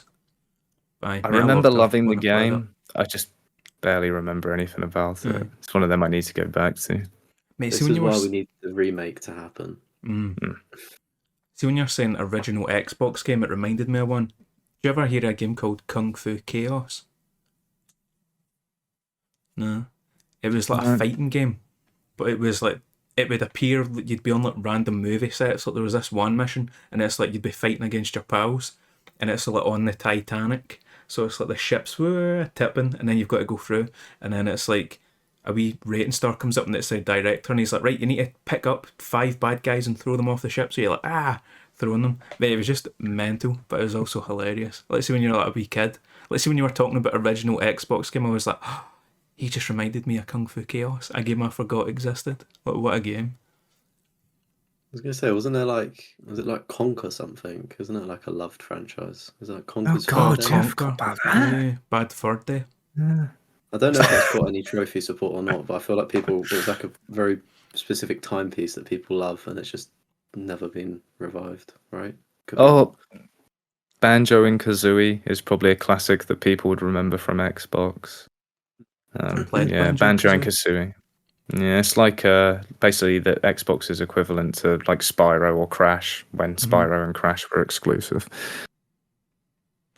I'm trying to get Xbox original exclusive games. Because there's ones that I think are exclusive, like Splinter Cell, but it's not because it's on PS2, but because I grew up playing it on Xbox, I just assume that it is, you know? Yeah, my knowledge on that isn't the best because I had a PS2 at that point. Like I never, it's very rare. You might have had one of the weird kids in the place where you lived have an Xbox, but everybody else had a PS2, didn't they? Yeah. Right. Yeah, I'm just trying to think. My uncle was quite lucky. He was like the youngest child from like my sort of that side of the family. So I think he had a GameCube, an Xbox, and a PS2. Like it's real for choice. Everything. Yeah. That's one thing I never had was Nintendo, really. You ever play Nintendo games? Me? Yeah. Yeah. I sort of did what Defroth did. Well, I didn't sell my. I think I saw on one of your podcasts you sold your fucking. What did you say? Your PS3 to get a Wii or something? Oh, I sold my Xbox 360 to get a Nintendo that's it. Wii. Yeah. Great choice, fantastic choice. And then I You sold get I never- motion sickness or PS3. something? Yeah, Oh yeah, I that's got motion sickness. It sucked. The games I remember playing on it because I couldn't afford to get FIFA, right? So I literally had like 3 games. It was Halo 3, Aragon, which was like a movie. Do you remember the movie of that? It was like dragons. I had a it's like a video dragon game, or something. and then the game that pushed me over the edge for motion sickness. It was like it it was like another children's film, and it was like a house, and they like drew a line on the outside. It was like Chronicles of Riddick or something.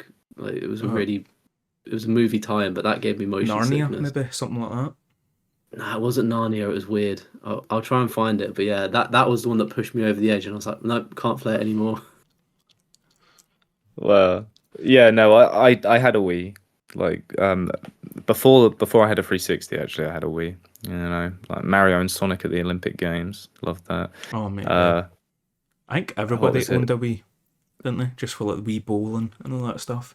Baseball. Yeah, there's a lot to be said for that. Like, don't get me wrong, it's not a big boy console. It's very much a party console, but like, I don't know, the Wii, it had, there was something about it that it was worth having. Like, I love Resident Evil 4 on it. Resident Evil 4 was brilliant on the Wii. I just loved how it played, like how interactive it was. Also, you had Zelda Twilight Princess. Oh, that was a game. I played Loved that any on the Zelda Wii. games. But the Wii was Did you one of the not? ones where it's like there's probably some YouTube essay on it that would do like a good job explaining it, but that went super mainstream. Like everybody had a fucking Wii. Even like I man and think stuff like that don't play games, they had a Wii. And it's like, yeah, fuck. it's like word of mouth, wasn't it? Because I didn't know what it was until we went around like an uncle's house, and then they had it, and it was like a massive family event, and we're like, whoa, what's this? We need to get one in our house, and then next thing we know, my nan's got one as well. No. Like, wanting to do Wii Fit. But yeah, generational console, especially with like Guitar Hero and stuff. I don't know if you gents ever played that. Nah, I Yep. played the Wii game, like the Wii Fit game, all that shit, and FIFA. I think that was the only Wii games that I had. FIFA was shit though. I remember just being like, I'm gonna go play this on the Xbox instead. Fuck this. Weren't the Call of Duties different on the Wii as well? Like Oh no mate, I've got. zombies. The COD Modern Warfare was weird as well. Something like Yeah, that. Have I told this story about World at War and me on the Nintendo Wii with it? I think so. But I don't remember the Okay. story, if you know what I mean. Okay, Tell well it here we again. go. Tell it again. Reload it. Essentially, I didn't know that the Nintendo Wii didn't have zombies on it, and I thought you needed to complete. I heard from my friends that obviously had it on Xbox and PlayStation. You complete the game and then you get it. So I completed it and never unlocked it, and I was like, oh, that's weird. So then I was like, I'll complete it on the next difficulty, and then I completed it on veteran. Like, I think I did it like eventually, and I was like, where is it? Like I thought because I've beaten the game at the highest difficulty on the Wii, I would unlock it. And then I don't know if this was my parents being evil, but they obviously did have access to the computer, so they could have Googled and just put me out of my misery. But it probably shut me up for weeks on end. And yeah, gutted. I think I had an iPod Touch, and back in the day, you could actually buy COD Zombies on the App Store. If Damn. anybody's seen that interesting Bloody port. hell. Yeah, so I ended up getting that for like 5.99 to see me through. Yeah. But I reckon we've talked long enough. That is, gentlemen, officially the longest podcast we've done. And we're missing a good 20, 30 minutes because we never even done the book club this episode. That's not a separate thing. Yeah. So, Good thing we've switched up the formula a bit. yeah. So, Fuck me, how long's it been? right now I'm at 3 hours 37. Ooh, Nice. And I time flies pressed when that you're. as soon as I started the intro. So that's not even the length. The recording length is 3:43. So that's pretty much spot on accurate. Flies when you're having a good conversation. Yeah. But I reckon that's a good place to start wrapping it up then. Would you gentlemen think? Yeah. Yeah. Any closing points from you, Merlin? Upcoming content, where to find you? What is it still rolling or whatever? Yeah, yeah. Yeah, we're still rolling. We're not. Yeah, you'll know when we're finished. All right. God, I don't know. Not really. Like I don't know. But most people know where to find me, don't they? I guess I said at the beginning, but Yeah. you know, play to completion on YouTube and Merlinated on Twitch, and it's it's linked on YouTube anyway and whatnot. But yeah, just like I say, 100% achievement videos, copying the plats. That's about it. For YouTube videos, See- it's going to be the Final Fantasy collection. Is that what you're pumping it right now? I'm currently editing the Pixel remaster. Yeah, so I got the first video out Monday just gone. Yeah, Monday just gone. I got that out. I'm now editing through that whole collection, but I haven't finished 6 yet. But by the time I finish 6, like, you know, I'm not going to catch myself up, if that makes sense. Are you going to... So I'm guessing you're doing a video on each game. Yeah.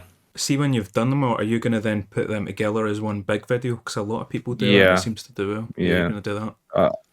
For me personally, like, there's a part of me that I don't like doing it because it's recycled content, but at the same time, it gives me an extra buffer, like an extra 2-week buffer, to like, because obviously I want to get videos out every fortnight, but like I'm gonna go on holiday eventually, like, and I can't be taking my laptop with me and editing and whatnot, or even making content for that matter.